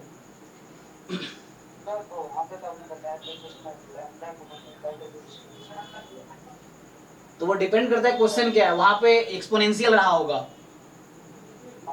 वो डिपेंड करता है कैसा क्वेश्चन है। यहाँ पे यूनिफॉर्म 0 थीटा है, अब यहाँ तुम थीटा से मल्टीप्लाई करोगे तो फ्री नहीं होगा।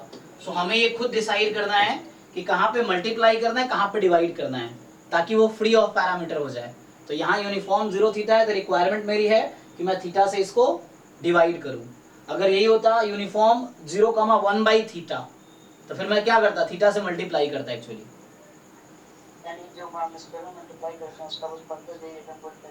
जी हाँ, हमारा पर्पस ये है कि समहाउ वो इंडिपेंडेंट ऑफ पैरामीटर हो सकता है क्या? यस।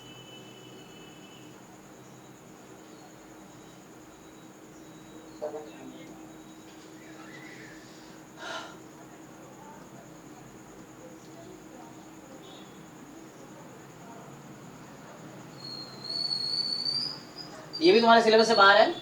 ये जो एक बोरेल कैंटिलीलेमा होता है जो गेट के सिलेबस में है, तो ये उस पे बेस्ड क्वेश्चन है, तो ये जैम के सिलेबस में नहीं है ये, क्योंकि चूंकि अभी जो कॉमन जैम का जो पूरा सिलेबस है वो गेट में 60-70% है, तो अभी 7 क्लास चल रही है, तो कुछ चीजें हैं जो उसमें एक्स्ट्रा भी हैं, जैसे ये हो गया, पिछला क्वेश्चन था बसूस थ्योरम हो गया, या बोरेल कैंटिलीलेमा ये भी एक थ्योरम है, तो ये उस पे बेस्ड क्वेश्चन है, तो ये जैम में नहीं है, तो इसको आप स्किप करो, ठीक है।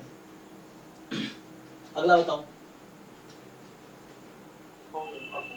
हाँ तो है ना, इसलिए सिलेबस आप अपने साथ रखो, कोई बात नहीं, एक्स्ट्रा सीखने में नुकसान नहीं है, लेकिन ज़्यादा टाइम देना नहीं है उस पर। जो गेट की चीज़ें, जो जैम वाले बच्चे हैं, आप सिर्फ जैम की अच्छे से तैयारी करो, आपके जैम के नॉलेज पे ही आपके गेट में अच्छे रैंक आ जाएंगे, तो आपको अलग से गेट में कुछ नहीं करना है। जैसे जैम का एग्जाम दे रहे हो, गेट एग्जाम फॉर्म भरो, गेट का भी एग्जाम दो, वैसे ही जैसे जैम का दोगे, बिल्कुल जैम का एग्जाम समझ के। पिछले साल जो ईशान था, ईशान का 17 रैंक गेट स्टैटिस्टिक्स में है, और जैम में उसका 69 रैंक है, और गेट में 17 रैंक है, सोचो आप।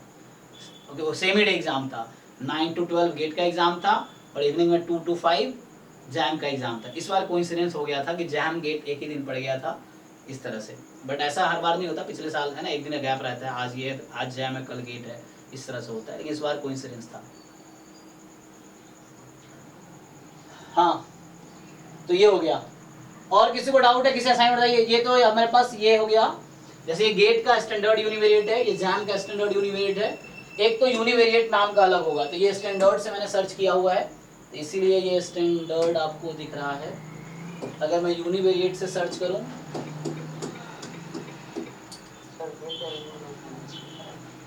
तो जैसे PYQ यूनिवेरिएट जैम जो लास्ट क्लास में डिस्कस किया था, आई थिंक मैंने, इसमें अभी भी किसी को डाउट है तो आप पूछ सकते हो। ये गेट में रैंडम वेरिएबल के नाम से था ना, वो रैंडम वेरिएबल के नाम से हमने उसको दिए थे। सो गेट में, अच्छा यहाँ पे सर्च नहीं कर पा रहा ये,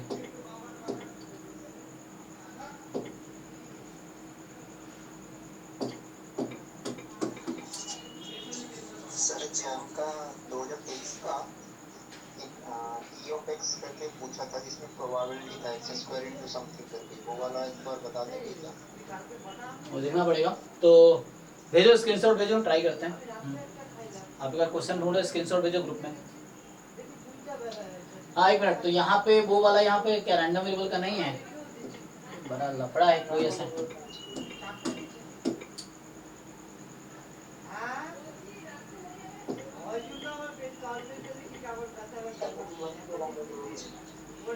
एक मिनट तो रुको, उसमें हम क्या करते हैं,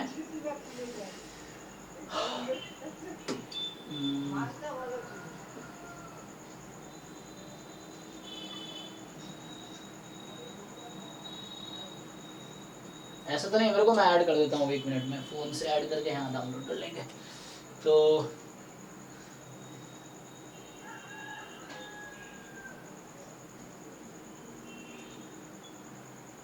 मुझे क्या करना है कि 1 मिनट, तो ग्रुप भेजा था ना, रैंडम वेरिएबल नाम का ग्रुप में था, रैंडम वेरिएबल नाम का है ना। सो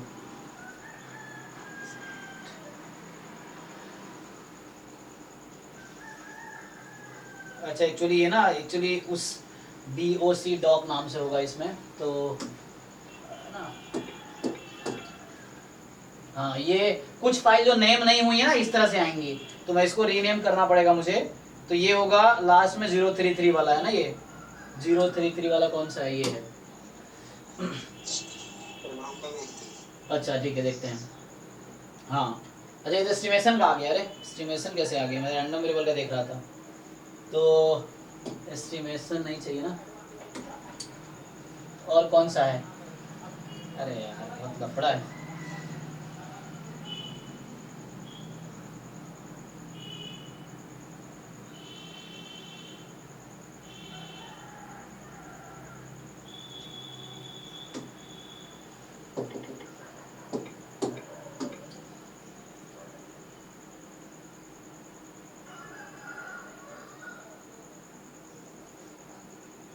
PY गेट से होगा ना,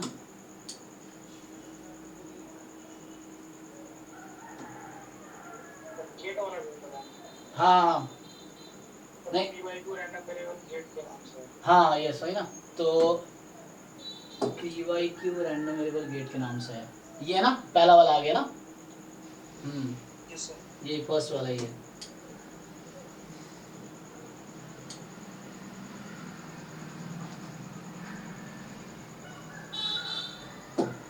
चलो तो बताओ जिन लोगों ने ट्राई किया, देखो सब लोग ट्राई करो, थोड़ा टाइम लेके लेकिन ट्राई जरूर करो। अब ये मतलब थ्योरी जिस दिन आ जाएगी उस दिन ट्राई करेंगे, जिस दिन थ्योरी आ जाएगी पूरी उस दिन, तो कभी ऐसा दिन नहीं आएगा जब सारी थ्योरी आपको आएगी। क्वेश्चंस के थ्रू ही आप सीखोगे, थोड़े थोड़े इंप्रूव करना है, 1-1% डेली मान लो। आप क्वेश्चन सीधा ट्राई करो, जितना भी आपने थ्योरी पढ़ा है आप अभी ट्राई करो, जो चल रहा है उसको ट्राई करो, जो भी डाउट्स है पूछो, शर्माना नहीं, सीखना ही तो है, तो कभी न कभी सीखना ही है, तो अभी पूछ लो, जो भी नहीं आ रहा पूछो। जो फर्स्ट क्वेश्चन जो आपसे नहीं हो रहा है, कुछ लोग कहते हैं सर क्वेश्चन नहीं हो रहा है, तो वो पहला क्वेश्चन जो आपसे नहीं हो रहा वो मुझसे डिस्कस करो, फिर आपको बाकी उसके बेस जो भी क्वेश्चन होंगे उससे बहुत कॉन्सेप्ट आपका बेटर होगा, देन आप ट्राई करो, इंप्रूव करना है धीरे धीरे, है ना। अचानक थोड़ी आपको सब कुछ आ जाएगा, धीरे धीरे आएगा। हाँ बताओ इसमें कौन सा है?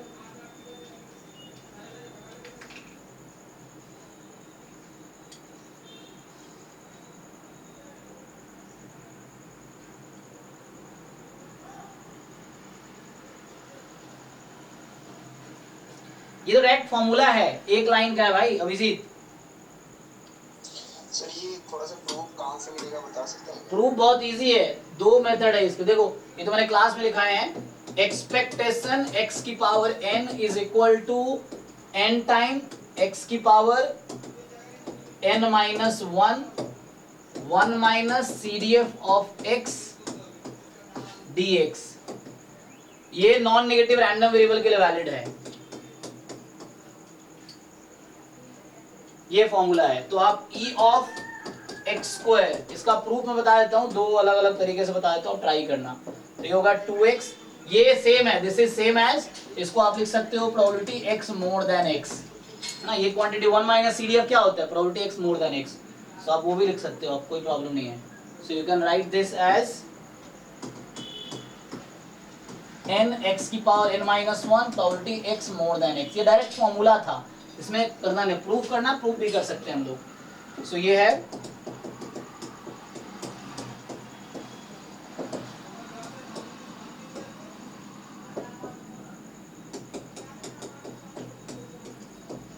प्रूफ के लिए मैं एक हिंट दे देता हूं, देखो proof you start with RHS, ठीक है। तो RHS को आप ऐसा लिख सकते हो 0 to infinity and 0 to x, ठीक। अब आप क्या कर सकते हो, किसका इंटीग्रेशन करोगे, तो x1 है ना ये, अगर मैं लिखता हूं यहां पे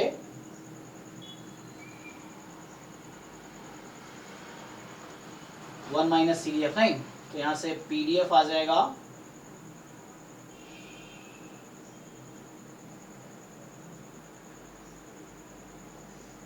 एक तो और तरीका है बाई पार्ट लगा लो, तो एक वो भी तरीका हो सकता है कि 1 माइनस CDF करके ना इसको भी रहने दो। सो यहाँ अगर इसमें देखोगे आप तो 1 माइनस CDF, इसको एक फंक्शन, इसको दूसरा फंक्शन लो, तो बाई पार्ट लगा लो इसमें, तो उससे भी आ सकता है। एक ये भी तरीका है, लेकिन दूसरे साइड से ना।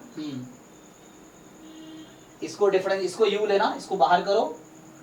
सो आप इसमें बाई पार्ट लगाओ, ठीक है। एक मेथड है कि आप इसमें बाई पार्ट लगाओ, u इंटू v, इसको v ले लो, इसको u ले लो। सो इसको बाहर करो, मतलब पहले इंटीग्रेट कर लो इंडेफिनिट करके, फिर आ जाएगा एक आपको। दूसरा अप्रोच ये मैं बता रहा हूँ, देखो। सो दूसरा अप्रोच में मैं क्या कर सकता हूँ कि 1 minus CDF of x at t ले लो dt, या मैं 2x को क्या लिख सकता हूँ ये बताओ मुझे, मैं 2x को क्या लिख सकता हूँ इंटीग्रेशन में, x dx कब आएगा, 1 dt 0 to x, ऐसा लिख सकते हैं।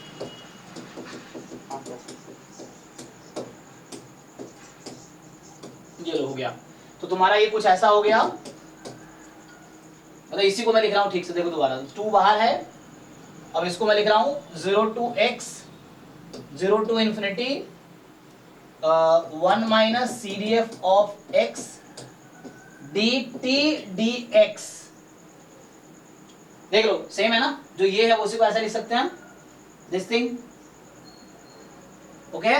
क्योंकि dt है ना, तो 0 से dt मतलब 1 dt तो x का फंक्शन है, तो 1 का t का इंटीग्रेशन 2x हो गया। अब यहाँ क्या करना है आपको, चेंज ऑफ ऑर्डर कर देना है। तो एक अप्रोच बताया मैंने, यूज बाई पार्ट, पहला प्रूफ, दूसरा प्रूफ ये तरीका है। Change of order of integration करो तो आपका यही आ जाएगा। सो सेकेंड अप्रोच है change the order of this integration, तो आप इस इंटीग्रेशन का ऑर्डर चेंज करो, आ जाएगा प्रूफ। ठीक है, आप ट्राई करके देख लेना आप। सो आप यहाँ से ऑर्डर चेंज कर दो इसका, dx dt कर दो, सेम थिंग रहेगी, dx dt कर दो तो आ जाएगा चेंज ऑफ ऑर्डर करके। तो दोनों प्रूफ दोनों से हो जाएगा। ठीक है, आगे।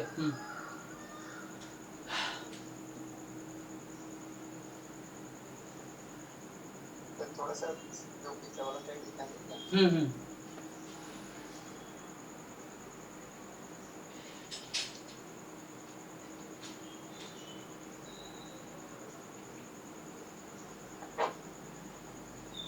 हो गया। सर जब वैल्यूज नेगेटिव होंगी तब हम सीडीएफ से नहीं निकाल सकते इसको। तब निकाल सकते, थोड़ा और टर्म एक्सटेंशन है, इस फॉर्मूला है इसका एक्सटेंशन लिखाया नहीं मैंने, उसका भी एक्सटेंशन है actually, but generally non negative random variable को इजी रहता है यूज करना। बाकी अदरवाइज आपको वापस दूसरा अप्रोच भी है ना, जो पीडीएफ या पीएमएफ निकाल के करो, अगर नेगेटिव है तब भी हो जाएगा। तो उसमें आगे कुछ और टर्म्स आते हैं तो मुझे वो भी लिखाना पड़ेगा, हैं? एकदम मैक्स 0 को ऐड करते हैं। हाँ माइनस इंफिनिटी 0 fx dx करते हैं। हाँ वही, क्योंकि वो फॉर्मूला है वो मुझे देखना पड़ेगा बड़ी। सो उसमें अगर मान लो नेगेटिव है तो माइनस इन्फिनिटी से 0 क्या कह रहे हो तुम, fx dx। हां, कैपिटल fx dx। हाँ तो वो आई थिंक तुम उसके लिए बता रहे हो, मतलब ex के लिए, है ना? मतलब तुम जो बता रहे हो ex के लिए जैसे होता है। सो ex x अगर कोई भी रैंडम वेरिएबल है, सो 0 से infinity 1 minus fx x dx minus infinity से 0 fx x dx, इस तरह से कुछ फॉर्मूला आता है। सो ये कोई भी रैंडम वेरिएबल के लिए ओके हो जाएगा फिर।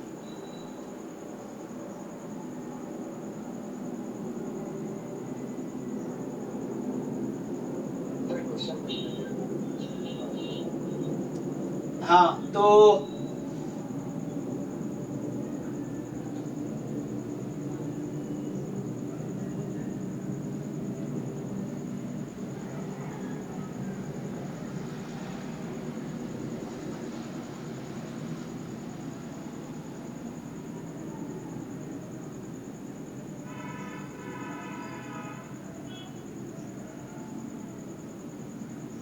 कौन सा बता रहे, 2 क्वेश्चन है।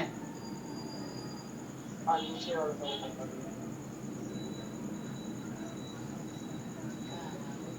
x is binomial 2m comma half, so define for each k a m comma k। क्या है a m k, मतलब कोई नंबर है 4 की power m 2m choose m, probability x is equal to m plus k। हाँ तो इसको open करो, क्या दिक्कत है। which of the following statement is true for limit m tends to infinity a m k की पावर n m। तो simplify करो, तुमने ट्राई सिंप्लीफाई किया है, क्या दिक्कत है। ठीक है, इसको अभी सॉल्व करते, उससे पहले पीवाई को जो भी कर रहे हैं तो इसको मैं सॉल्व करता हूँ। ऊपर वाला क्या इसमें किसने भेजा है, तुम्हारा ही ऊपर वाला डाउट है, तो इसमें भी मैथ्स पोर्शन वाले कल डिस्कस करते हैं, मैथ्स पोर्शन वाला जो है उसको। अभी तुम इसमें बताओ, इसको ट्राई करते हैं, उससे पहले ये तुम फिर कल याद दिलाना, या 9 to 11 अभी करेंगे ना, तो उसमें इनिशियली तुम्हारा ये दोनों क्वेश्चन डिस्कस कर सकते हैं। 9 to 11 जब स्टार्ट करूंगा तो ये दोनों क्वेश्चन सॉल्व करा दूंगा। अभी जिन लोगों को जो इस बैच के बच्चे हैं इसमें डाउट बताओ, इसमें कोई डाउट है आपका? ये वाली तो ट्राई नहीं है पीडीएफ की। ट्राई नहीं करे? ये वाली नहीं करी। कौन सी वाली करे? दूसरा करे, दूसरा बताओ जो डाउट उसमें बताओ। दूसरा यूनिवेरिएट का क्वेश्चन नंबर 9। हाँ देखो यूनिवेरिएट वाला जो है, तो जैम का जो यूनिवेरिएट था,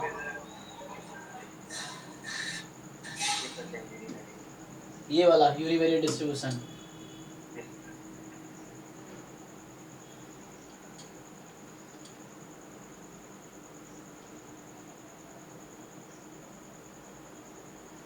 अरे मेथड ऑफ मोमेंट एस्टिमेटर में पहुंच गए। ये एक्चुअली कुछ क्वेश्चन हो सकता है आउट ऑफ सिलेबस हो, सो मेथड ऑफ मोमेंट एस्टिमेटर में नहीं पढ़ा ना साना भी, तो ये जब पढ़ेंगे एस्टिमेशन में तब करेंगे।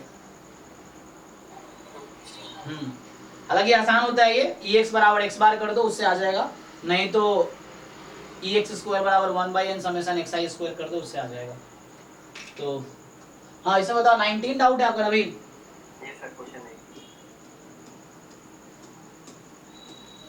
ग्रुप में जितने भी असाइन उड़े आप ट्राई करो, जो भी एक एक क्वेश्चन पूछ लो आप एक एक करके, तो हम लोग ट्राई कर सकते हैं। तो ये 19 ये वाला ना, तो x1 x2 जो है ज्वाइंट पीडीएफ दे दिया आपको, एक्चुअली फिर ज्वाइंट दे दिया तो है ना, जिसने एक्चुअली जो लोग ये असाइनमेंट बना रहे हैं उनको ज़्यादा है ना, वो थोड़ा इधर उधर कर दे रहे हैं। सो ये ज्वाइंट का है, 2 वेरिएबल का है ना, तो वेरिएंस ऑफ x1, तो इसमें दो तरीका है, या तो आप इसको कंडीशनल में ब्रेक कर सकते हो, ठीक है ना, मैं ऐसे बता देता हूँ, लेकिन ये हाँ हाँ सो एक्चुअली तो उससे क्या होगा देखो, इसलिए क्या बाद में एक बार हम फिर से PYQ ईयर वाइज डिस्कस करेंगे, वहां क्या होगा कि ऐसा नहीं मुझे बोलना पड़ेगा कि तुमने पढ़ा है नहीं पढ़ा, क्योंकि पूरा सिलेबस हो चुका होगा तब तक, तो उस समय फिर हम लोग कोई भी क्वेश्चन डिस्कस कर पाएंगे। अभी क्या है सेकेंड बैच में नहीं हुआ, फर्स्ट बैच में हो गया है। सो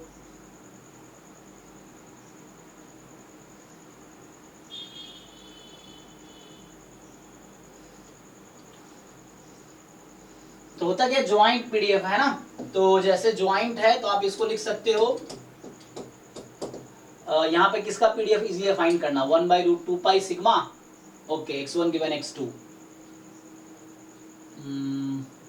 तो एक हो गया 1, यहाँ पे क्या हो रहा है एक्चुअली देखिए, mod x1 less than equal to x2 है, तो x1 की वैल्यू क्या है -x2 से +x2, हाँ अगर इसको आप ओपन करेंगे तो क्या मिल रहा है आपको कि x1 तो कोई भी रियल नंबर हो सकता है, कोई प्रॉब्लम नहीं है, लेकिन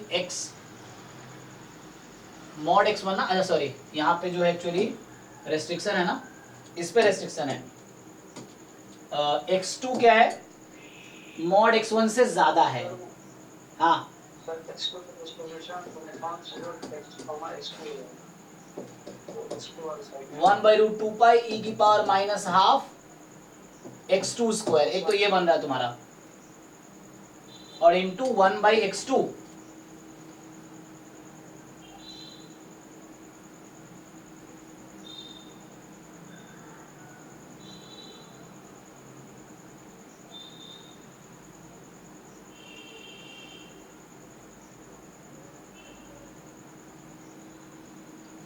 और यहाँ जो मॉड x1 है ना वो less than equal to x2 है, तो x1 की वैल्यू -x2 से +x2, तो x1 is uniform -x2 +x2, okay, तो 2 से मल्टीप्लाई कर दो, सो 1/√2 पाई सिग्मा है ना,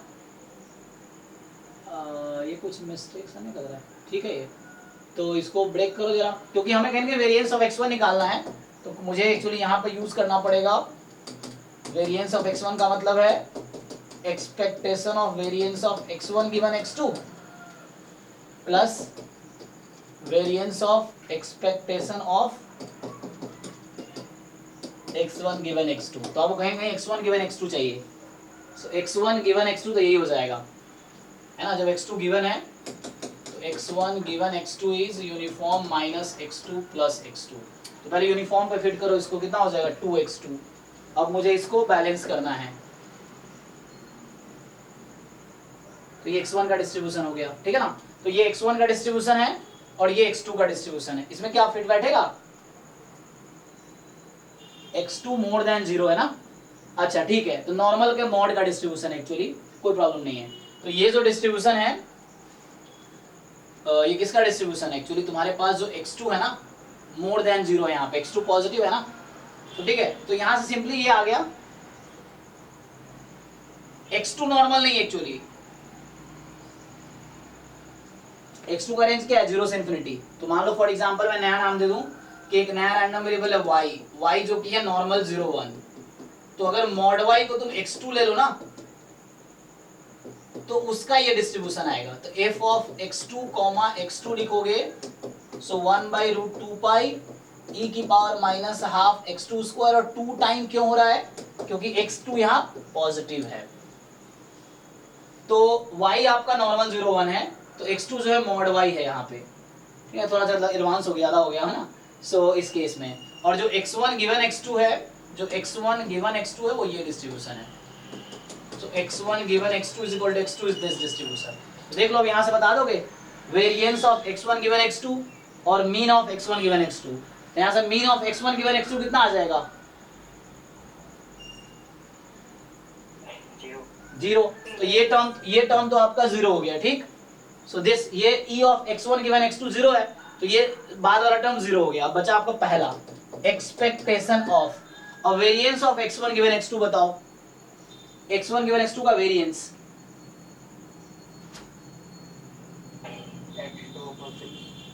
है ना, तो b minus a whole square by 12, तो 2x2 होल स्क्वायर, तो 4x2 स्क्वायर बाई 12, तो x2 स्क्वायर बाई 3 ना,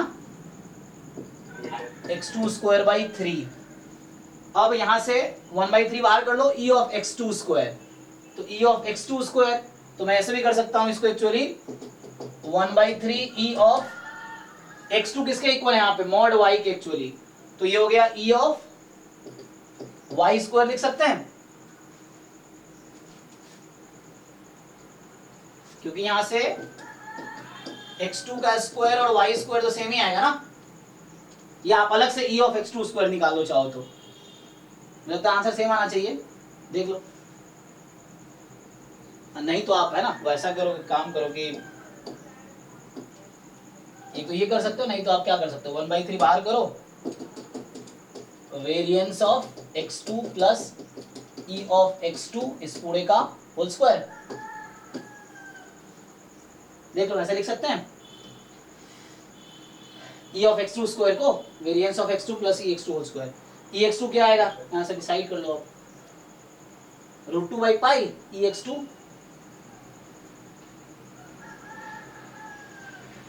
हाँ जी। अगर y तुम्हारा x2 बराबर √y मॉड y है, तो e ऑफ मॉड y क्या होता है, यही तो e ऑफ x2 होगा, और ये फॉर्मूला मैंने लास्ट क्लास में कल ही बताया था। फिर से नॉर्मल 0 1 में अगर y नॉर्मल 0 1 है तो e ऑफ मॉड y कितना आता है, √2/π, तो ये आपका √2/π आ गया। अब आपको चाहिए इसका वेरिएंस ऑफ x2 चाहिए ना, तो e ऑफ y स्क्वायर चाहिए, तो वही कैलकुलेट करना पड़ेगा आपको फिर यहाँ से, या डायरेक्टली मुझे लगता है वही ठीक है, आंसर तब भी वही आएगा, ठीक है ना, कि x2 इज मॉड y, तो x2 square is y square, तो वहां से y स्क्वायर करके इजीली आ जाएगा। तो कितना आ जाना चाहिए आंसर मैच करना अगर आंसर है तो यहाँ से आ जाएगा 1/3 e ऑफ y स्क्वायर, और e ऑफ y स्क्वायर का मतलब क्या, y खुद नॉर्मल 0 1 है एक्चुअली, सो नॉर्मल 0 1 है तो e y स्क्वायर, तो 1/3 आंसर होना चाहिए। चेक कर लीजिएगा क्या है, नहीं तो चेक करेंगे दोबारा, है ना, करेंगे बरोबर। तो ये थोड़े बाहर के क्वेश्चन हो गया, मतलब बाद में करने लायक क्वेश्चन है ये सब, तो ये ज्वाइंट का है ना, तो उससे करेंगे, ठीक है ना।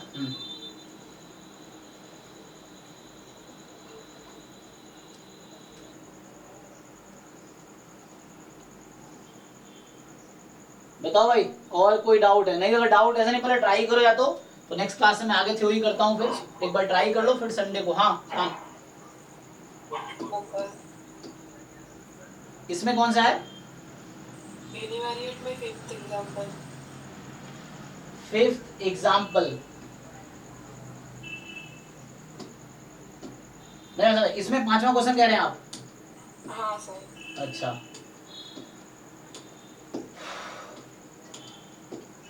शान तुम्हारा कौन सा क्वेश्चन, ये वाला 5वां? Yes sir. 44, ओके। सो ये फिर से मतलब सैम्पलिंग वाला क्वेश्चन हो गया।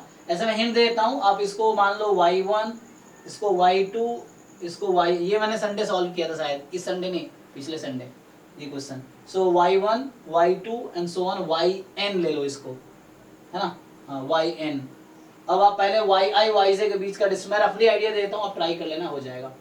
तो y let the links x2y -1 हाँ प्लस x2y, यस, तो ऐसे करके फिर उससे आसानी से हो जाएगा एक्चुअली, क्योंकि आपको समझना है कैसे इजीली हम कर सकते हैं solve.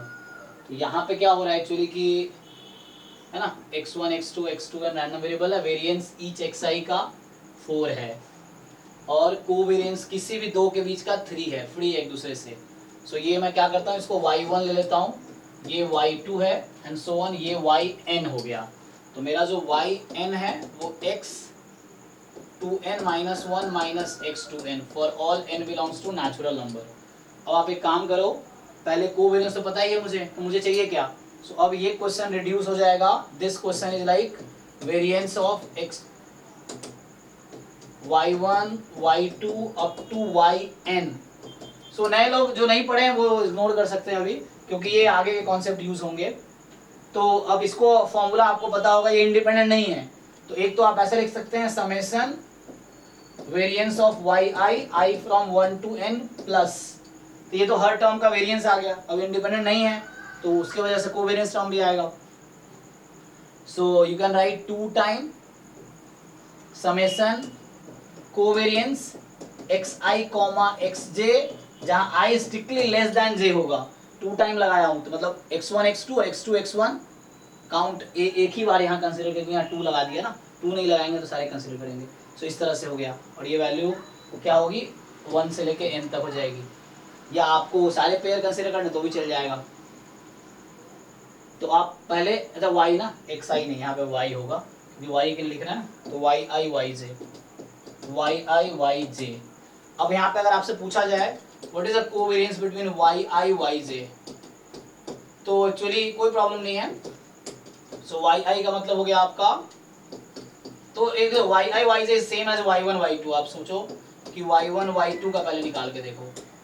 So covariance of y1 means x1 minus x2, y2 means x3 minus x4। अब ये फाइंड करके देखो, i से के लिए करते वही होता कि 2i माइनस 1 इस तरह से। सो इसको ओपन कर लो, कोवेरिएंस x1 x3 फिर minus covariance x1 x4 minus covariance between x2 x3 plus covariance between x2 x4। और देखो यहाँ पे क्या है, xi xj के बीच का कोवेरिएंस 3 है, फ्री है ij से, तो फाइनली ये मिला के कितना आ गया, टोटल 0 हो गया। तो ये टर्म मतलब 0 हो गया आपका खत्म। और अब यहाँ देखिए आप, ईच xi का वेरिएंस 4 है लेकिन मेरा yi है, ठीक है ना, तो मैं yi कोई दिक्कत नहीं है, तो यहाँ पे क्या करूंगा आप समेशन i तो अलग से पहले फाइंड कर लो फिर पुट करेंगे। तो मैं वेरिएंस ऑफ yi निकाल लेता हूँ। सो yi सेम एज y1 क्योंकि i से तो फ्री है। सो वेरिएंस ऑफ yi का मतलब हो जाएगा यहाँ से, सो y1 निकाल लो, सबका सेम ही रहेगा। सो y1 का फाइंड करोगे तो y1 is what x1 minus x2, so variance of x1 minus x2, और वेरिएंस ऑफ y1 मतलब y1 is equal to x1 minus x2। तो ये हो गया वेरिएंस ऑफ x1 जो कि 4 है प्लस वेरिएंस ऑफ x2 जो कि 4 है minus 2 time covariance between x1 x2। So covariance between x1 x2 is 3। Okay, तो x1 x2 कोवेरिएंस 3 दे रखा है, तो फाइनली आ गया 8 माइनस 6 कितना 2, तो ये 2 हो गया आपका। सो यहाँ ये आपका 2 आ गया, i फ्रॉम 1 टू n, तो कितना आ गया ये 2n। तो ये आपका आंसर हो गया।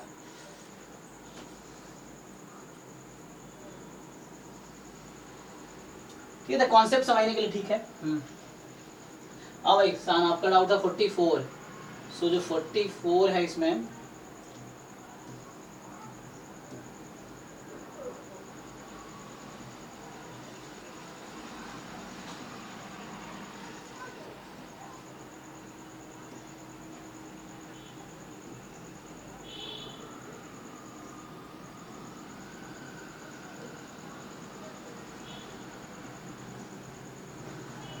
हाँ, ये एक्चुअली 44 बाहर का ये लिमिट थ्योरम का रख दिया। इसका डिस्कशन अभी 9 to 11 में आज होगा, क्योंकि आज 9 to 11 में लिमिट थ्योरम जो टॉपिक है उसका PYQ डिस्कशन है, तो उसमें ये होगा। सो ये आप अगर ध्यान से देखेंगे तो ये डेफिनेशन है उसका कन्वर्जेंस इन प्रोबेबिलिटी का, ठीक है ना। तो कन्वर्जेंस इन प्रोबेबिलिटी का कॉन्सेप्ट यूज होगा, अभी आप छोड़ दो इसको, स्किप करो। कन्वर्जेंस इन प्रोबेबिलिटी का कॉन्सेप्ट यूज होगा, weak law of large number उस तरह से। तो ये अभी आज हम क्लास में करेंगे, 9 to 11 में करेंगे ये वाला। और बताओ, हाँ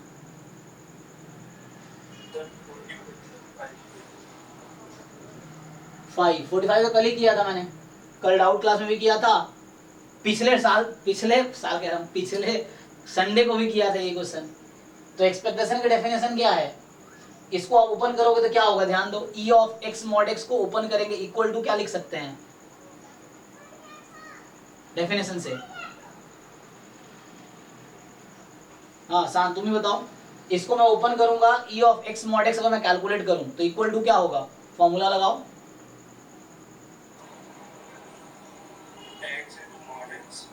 हाँ इनटू में दिस, इनटू में दिस। अब आप देखो इंटीग्रेट कहां से कहां तक करोगे, सपोर्ट क्या है इसका,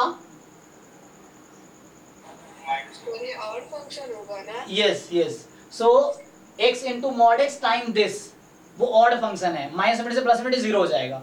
same thing this into this, second option में भी x mod x square into PDF, वो भी ऑड फंक्शन है, वो भी जीरो हो जाएगा। x mod x sine x by mod x, तो साइन फंक्शन है, sine minus theta minus sine theta, so when you put x is equal to minus x just negative होगा, so means this into PDF is again odd function, ये भी zero हो जाएगा। अब fourth option में क्या होगा, मॉड एक्स साइन स्क्वायर कर दिया, तो साइन स्क्वायर कर दिया तो जो ये ऑड हो रहा था यहाँ पे sine x upon mod x, अब वो ऑड नहीं इवन बन गया, तो मॉड एक्स साइन स्क्वायर और दिस, सो एक्स के प्लेस पे माइनस एक्स भी रखोगे तो सेम फंक्शन देगा, means now you are integrating even function on interval minus infinity plus infinity, तो इवन का आंसर जीरो नहीं आएगा इस केस में। सो फर्स्ट थ्री ऑप्शन में क्या हो रहा है, जस्ट कैलकुलेट नहीं करना आपको, डायरेक्ट इंटीग्रल की प्रॉपर्टी से जीरो हो जा रहा है, माइनस इन्फिनिटी प्लस इन्फिनिटी जो भी आ रहा है ना, this into PDF, so that function is odd function. So पहले तीन ऑप्शन में ऑड फंक्शन आया तो answer is zero directly without calculating by property of integration. Fourth one is not odd, वो इवन फंक्शन बनाएगा, सो इवन फंक्शन बनाएगा वो, तो इंटीग्रेशन करना that will not be zero. So पूछा है कौन सा फॉल्स है, तो डी ऑप्शन इज फॉल्स, ठीक है, समझ आया, लिख के बताऊं, यस सर, है ना, हाँ नेक्स्ट बताओ,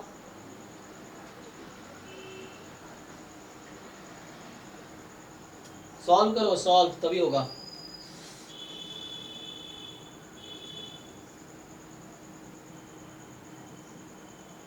हाँ जी विश्वास यहाँ है, सो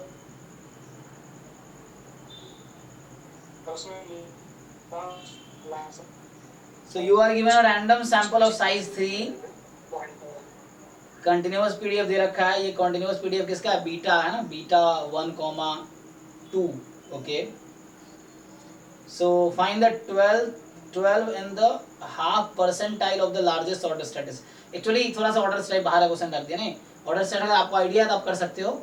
सो थर्ड ऑर्डर स्टैटिस्टिक्स का पहले पीडीएफ निकालना है, उसका सीडीएफ निकालना है, उसके बाद 12.5 परसेंटाइल बोला है, तो 12.5 परसेंटाइल का मतलब हो गया 0.125 क्वांटाइल, क्वांटाइल में क्या है, सीडीएफ इज इक्वल टू रख दो 0.125।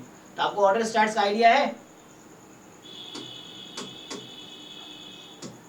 हाँ जी विश्वास, वेरिएबल को उनके ऑर्डर के हिसाब से, यस, तो एक काम करो ना, आप nth ऑर्डर स्टैटिस्टिक्स के सीडीएफ का जो फॉर्मूला होता है आपको पता ही होगा, तो ये जो सैंपल है उसके पावर n होता है, आपका जो nth ऑर्डर बोला है ना, तो वो आपका थर्ड ऑर्डर स्टैटिस्टिक्स होगा, क्योंकि सैंपल साइज 3 है, तो सीडीएफ की पावर 3 हो जाएगी। अब आपको पीडीएफ दे रखा है ना, तो आप उसका पहले सीडीएफ निकाल लो, और सीडीएफ निकल गया तो उसकी पावर 3 लगा दो, तो ये थर्ड ऑर्डर स्टैटिस्टिक्स का सीडीएफ आ जाएगा आपके पास। आपको क्या बोला है कि 12.5 परसेंटाइल, तो this is same as 0.125 quantile, और ये कॉन्टिन्यूअस रैंडम वेरिएबल है, तो ये जो आपके पास आया है इफ थर्ड ऑर्डर स्टैटिस्टिक्स को पुट कर दो 0.125 के, और यहां से जो x की वैल्यू निकल के आएगी वो आपका आंसर है। क्लियर है, निकालोगे ना, यस सर, हाँ, ये वो था ठीक है, जैसे कि ऑड फंक्शन है कि इवन फंक्शन है, वो कैसे कर सकते हैं, पुराने वाले का क्वेश्चन था। जी जी जी, जैसे कोई आपके पास फंक्शन है, जैसे g ऑफ माइनस एक्स निकालिए, सो अगर g of minus x minus of g x आ गया तो हम बोलेंगे ये ऑड फंक्शन है, ठीक है। और अगर ऐसा हुआ कि g ऑफ माइनस एक्स, मतलब x के प्लेस पे माइनस एक्स रखा मैंने, और वो सेम ही फंक्शन आ गया तो हम बोलेंगे वो इवन फंक्शन है। जैसे एग्जांपल के लिए जो क्वेश्चन पूछ रहा था मैं उसके सॉल्व कर देता हूं। जैसे उसका डी ऑप्शन जो था, तो डी ऑप्शन था expectation of mod x sine square x upon mod x. तो इसका डेफिनेशन से होगा mod x sine square x upon mod x into PDF, PDF है e की पावर हाफ मॉड एक्स, सो एक्स स्मॉल लिख लो यहाँ पे डी एक्स। अब इन माइनस इंफिनिटी से प्लस इंफिनिटी, तो आपको इसके बारे में सोचना है। ये मेरा जी एक्स है, सो दिस फंक्शन इसका नाम मैं जी एक्स रखता हूँ। आप चेक कीजिए, तो यहाँ जी ऑफ माइनस एक्स निकालेंगे तो ये जी एक्स के ही इक्वल आएगा, तो ये इवन फंक्शन हो गया। और इवन फंक्शन है तो इसका आंसर यहाँ पे नॉन जीरो आएगा। डी ऑप्शन था ये। अगर मैं थर्ड ऑप्शन की बात करूं, जो थर्ड ऑप्शन सी ऑप्शन है, सी ऑप्शन में पूछा है expectation mod x sine x by mod x, ये मेरा सी ऑप्शन था। तो इसको मैं ओपन करूंगा, so this mod x sign x upon mod x half e की power minus mod x d x. ठीक, ये आपके पास स्मॉल एक्स है। अब आप इसमें x के प्लेस पे माइनस एक्स रखिए, सो ये तो कोई प्रॉब्लम क्रिएट नहीं करेगा, ये भी प्रॉब्लम क्रिएट नहीं करेगा। यहाँ पे प्रॉब्लम हाँ, यहाँ पे जब साइन माइनस एक्स करेंगे तो माइनस साइन एक्स हो जाएगा। तो कहने का मतलब अगर ये आपका जी एक्स है मान लो, तो ये किस प्रॉपर्टी को फॉलो करेगा, g of minus x minus g x आ जाएगा। इसका मतलब ये ऑड फंक्शन है, और ऑड फंक्शन है तो इंटीग्रेशन की प्रॉपर्टी से आंसर जीरो आएगा। कब, जब माइनस ए से ए में इंटीग्रल हो। तो रूल क्या है, रूल ये है कि minus a to a g x d x this is zero, अगर ऐसा हो जी ऑफ माइनस एक्स बराबर माइनस जी एक्स हो जाए, जिसको हम ऑड फंक्शन बोलते हैं। ठीक है, तो इस तरीके से वैसे ही ए भी जीरो हो जाएगा, ऑड फंक्शन है तो उसी लॉजिक से ए भी जीरो हो जाएगा, ए और बी ऑप्शन जो था। Okay sir. Sir question number 41। 41 ठीक है। ऐसा कोई प्रॉब्लम नहीं, आप एक क्वेश्चन 4 बार भी पूछ सकते हो, मुझे कोई प्रॉब्लम नहीं है। क्योंकि होता क्या है ना, जो बच्चा जब ट्राई करेगा, अब कुछ क्वेश्चन ऐसा है जहां हर बच्चा फंसेगा, तो वो तो जो बच्चा जब ट्राई करेगा तभी डाउट पूछेगा ना, ये चीजें हैं। तो जैसे किसी ने पहले ट्राई कर लिया, पहले डाउट पूछ लिया, अब कोई बाद में वो ट्राई कर रहा है, तो कुछ क्वेश्चन ऐसा है जहां फंसना ही है सबको। 41 ये यस सर, इसमें x का तो एक्सपेक्टेशन निकल आएगा बाइनोमियल पॉलिटोमियल y वाले कंफ्यूज। हाँ, एक्सप्लेनिंग कंडीशनल यूज होगा एक्चुअली। तो देख लो ये सब एक्चुअली कुछ क्वेश्चंस ऐसे जो उन्होंने बाद वाले रख दिए हैं, तो यहाँ कंडीशनल फिर से यूज होगा। सो यहाँ अगर आप सॉल्व करोगे ना तो ये कंडीशनल बनाएगा एक्चुअली यहाँ पे। तो ये कुछ क्वेश्चन है जो बाहर के हैं, तो आपको ये भी दिखना चाहिए कि ये यहाँ पे क्यों सॉल्व नहीं हो रहा है। तो इसका लॉजिक ये है कि x जो है number of heads obtained in a sequence of 10 independent tosses of a fair coin. तो x का डिस्ट्रीब्यूशन है बाइनोमियल 10, हाफ। अब the fair coin is tossed again x number of times, अब x number of times toss किया independently. y be the number of heads obtained in x tosses. So y का distribution है binomial capital X, हाफ। इसी को हम ठीक से लिखेंगे तो ऐसा लिखते हैं y given capital X is equal to small x is binomial small x, half. ये और ये लिखना बराबर है, आप ध्यान देना, क्योंकि यहाँ कैपिटल X है, कैपिटल X रैंडम है, लेकिन मेरा बाइनोमियल में फिक्स होना चाहिए। तो यहाँ मैंने फिक्स किया कि capital X given small x is a fix number. तो उस केस में इसका, तो ये दोनों लिखना सेम बात है। So we have this. अब जो आदित्य तुम्हारा डाउट भी था, है ना, है आदित्य?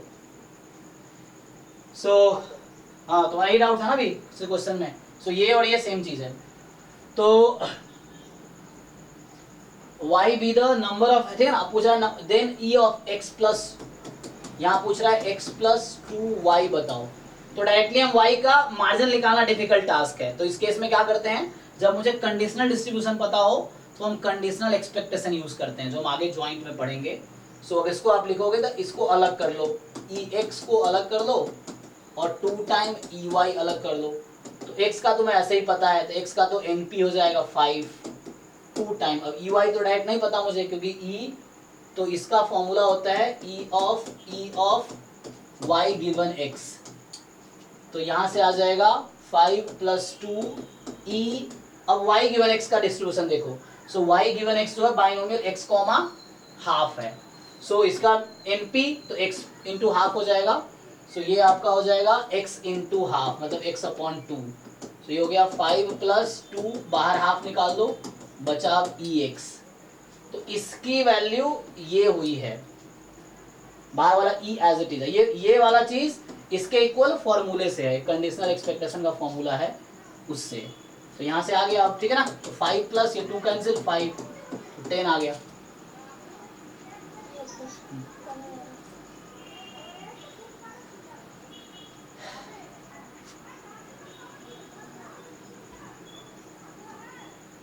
ठीक है, आप ट्राई करो। पहले तो जितने ड्राइव में क्वेश्चंस है यूनिवेरिएट डिस्ट्रीब्यूशन के नाम से, जितने भी असाइनमेंट्स हैं, एटलीस्ट पीवाईक्यू तो जल्दी जल्दी निपटा लो, ठीक है ना। पीवाईक्यू इसलिए बोल रहा हूँ कि पीवाईक्यू में कॉन्सेप्ट्स हैं, वो कॉन्सेप्ट तुम्हारे अगर सीख लिए तो आगे नॉन पीवाईक्यू जितने भी टेस्ट में क्वेश्चन आएंगे या असाइनमेंट जो अभी मिल रहे हैं या मिलेंगे, उन सब में उसी पे कॉन्सेप्ट पे क्वेश्चन होंगे।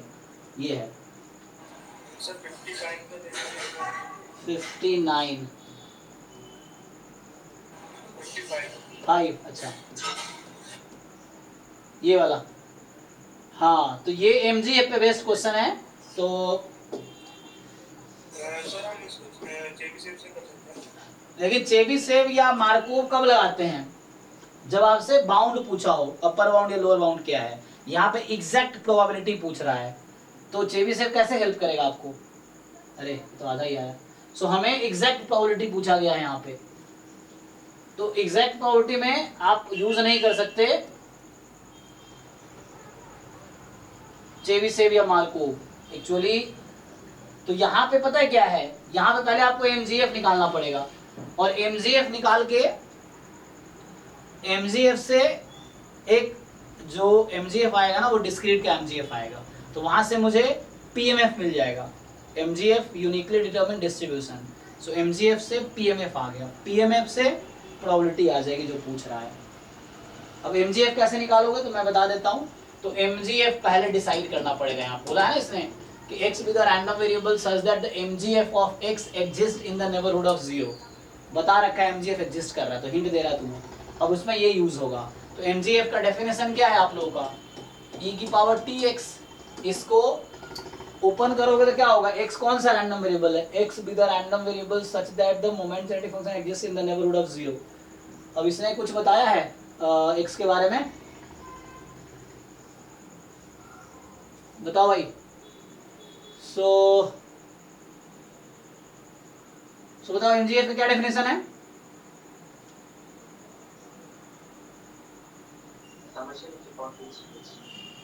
तो यहाँ पे actually x with the random variable such that mgf of x is no this, e ऑफ xn आपको दे रखा है, तो समेशन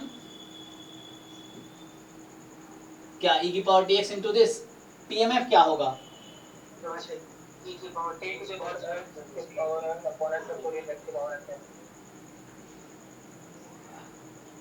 चलिए टीम्स कर लेंगे ना, 15 बन जाएगी। हाँ। अच्छा एक मिनट, ऐसे नहीं करना, रुको। हाँ वही मैं कह रहा हूँ एक्चुअली, क्योंकि मुझे क्या करना है, ओपन नहीं करना, क्योंकि मुझे इसको यूज करना है ना। तो आप ऐसा करते हैं, e⁻tx का एक्सपेंशन खोल लेते हैं, e⁻tx का एक्सपेंशन खोलते हैं। क्यों e⁻tx का एक्सपेंशन खोलेंगे? सो tx की पावर मान लो n/n factorial, n from 0 to infinity। तो मैंने क्या किया, e⁻tx का एक्सपेंशन खोल लिया। वो यहाँ से आइडिया है कि e ऑफ x की पावर n है। इसने कहा भी नहीं कि डिस्क्रीट है, कॉन्टिन्यूअस है, तो कैसे ओपन करते हैं हम, तो हमने ऐसा किया। अब सो ये समेशन n पे है, तो इसको जरा सिंप्लीफाई करो, तो समेशन को बाहर बुला लो। सो समेशन को तुम समेशन और एक्सपेक्टेशन को इंटरचेंज कर दो, तो ये हो गया एक्सपेक्टेशन tx की पावर n/n फैक्टोरियल, तो उसको यूज करना है ना। सो n फ्रॉम 0 to infinity। अब summation n from 0 to infinity, अब यहाँ पे अलग अलग कर लो, तो t की power n/n factorial, expectation x की पावर n, और ये क्वांटिटी आपको यहाँ गिवन है एक्चुअली। एक्सपेंशन खोला हमने e⁻tx का, तो ये क्वांटिटी मुझे अब गिवन है क्वेश्चन में, अब वो पुट कर देंगे। तो जब आप पुट करेंगे n from 0 to infinity, so t की power n upon n factorial e of x की पावर n, तो ये आपका हो गया -1 की पावर n इंटू 2/5 प्लस 2 की पावर n प्लस 1, तो इसको थोड़ा ठीक से लिखो। सो 2 की पावर n चलो यहाँ तो अपॉन 5 एंड प्लस 1/5। सो ये हो गया आपका जो x की पावर n दे रखा है मुझे। इसको ओपन कर लो, तो इसको मल्टीप्लाई कर दो इनसाइड। तो जब मल्टीप्लाई कर दोगे तो समेशन -1 की पावर n t की power n by n factorial, पहले इसको मल्टीप्लाई कर रहा हूँ, और इनटू में 2/5। सो यहाँ है n फ्रॉम 0 से इंफिनिटी, ये पहला टर्म हो गया। दूसरा टर्म लिखता हूँ वैसे ही, इसको इससे मल्टीप्लाई करो, समेशन t की power n by n factorial, 2 की पावर n भी रखो, इनटू में 2/5 अलग से। मतलब मैं क्या कर रहा हूँ एक्चुअली, जस्ट इसको हर टर्म में मल्टीप्लाई करके समेशन साथ में ला रहा हूँ, एंड प्लस समेशन t की power n by n factorial, ठीक, और बचा गया 1/5 इनटू में। अब देखो समेशन तो n पे काम करेगा ना, तो इसकी वैल्यू कितनी हो जाएगी, एक्सपेंशन देखो आपको याद है, e raise to power minus t into 2/5 plus summation तो n पे काम करेगी ना, तो इसकी वैल्यू कितनी हो गई, 2t की पावर n हो गई ना ये तो, हाँ 2t की power n into 2/5 and again summation n पे काम करेगी, तो इसकी वैल्यू कितनी हो गई, ठीक है। सो यहाँ से आ गया आपके पास, सो इंटू ई की पावर t इंटू 1/5, सो ये आ गया। सो ये हो गया mxt। अब आप देखो, अब इसको पहचानना पड़ेगा आपको, तो सिंपली आप अगर याद हो डिस्क्रीट का mgf कैसा दिखता है, तो समेशन e की पावर t इंटू xi और बाहर होता है pi, तो ये कुछ ऐसा है, समेशन e की power t time x probability at x, कहने का मतलब ये है। सो जो भी x यहाँ पे वैल्यू है x की, x की जो भी वैल्यू समेशन ओवर x, कहने का मतलब ये आप यहाँ ध्यान दो। सो आप देखोगे कि ओके यहाँ पे क्या हो रहा है, x और px प्रोबेबिलिटी, तो x की वैल्यू है जो कोएफिशिएंट है e की पावर में, है ना, आपको याद है ना एक्सपेक्टेशन, जब आप ओपन करोगे तो कैसा दिखेगा। सो x की वैल्यू है -1 2, 0, ये 3 है ना, नहीं 1 सॉरी 1 है ना, जो कोएफिशिएंट है, वो x की वैल्यू है e की power tx into probability at x। सो -1 के साथ नंबर कौन सा है, 2/5। सो -1 पे प्रोबेबिलिटी 2/5 है, 2 पे प्रोबेबिलिटी 2/5 ही है, और इस पे 1/5 है। अब क्या पूछा है चेक कर लो, तो पूछा था प्रोबेबिलिटी x माइनस 1/2 का मॉड जो है, ये जो मॉड है ये मोर देन 1 है, इक्वल टू प्रोबेबिलिटी कितना आएगा ये,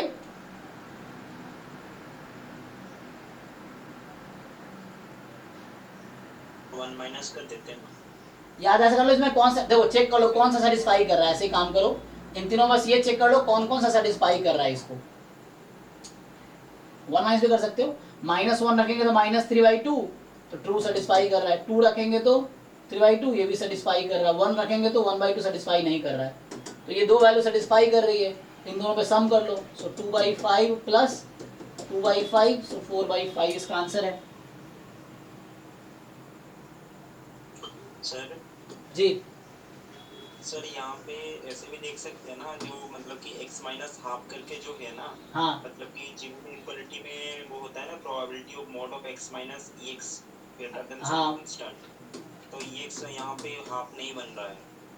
अच्छा पहले मीन निकालोगे तो मीन हाफ आएगा, वही ना, तुम चाहो तो n को 1 रख दो, हाँ n को 1 रख के चेक कर लो मीन हाफ आ रहा है क्या, तो नहीं आ रहा है ना, और वैसे भी अगर बनता भी तब भी तुम एग्जैक्ट प्रोबेबिलिटी नहीं बता पाओगे, तुम बाउंड बता सकते हो, एग्जैक्ट प्रोबेबिलिटी नहीं निकाल पाएंगे। कि इसका है ना आपके पास ये है कि probability like x minus mu more than epsilon is less than equal to sigma square by epsilon square, but इससे पता चल रहा है किससे छोटा होगा, बट ये थोड़ी पता है क्या होगा, ये नहीं पता। तो इससे ये नहीं पता कि क्या आएगा, ये तो फॉर्मूला हो गया ना। ओके आई थिंक तो इस बैच का टाइम भी हो गया। सो अभी नेक्स्ट बैच 9 to 11 है, तो आप लोग मैं चाहता हूँ पहले ट्राई करो, एक वीक का टाइम लो।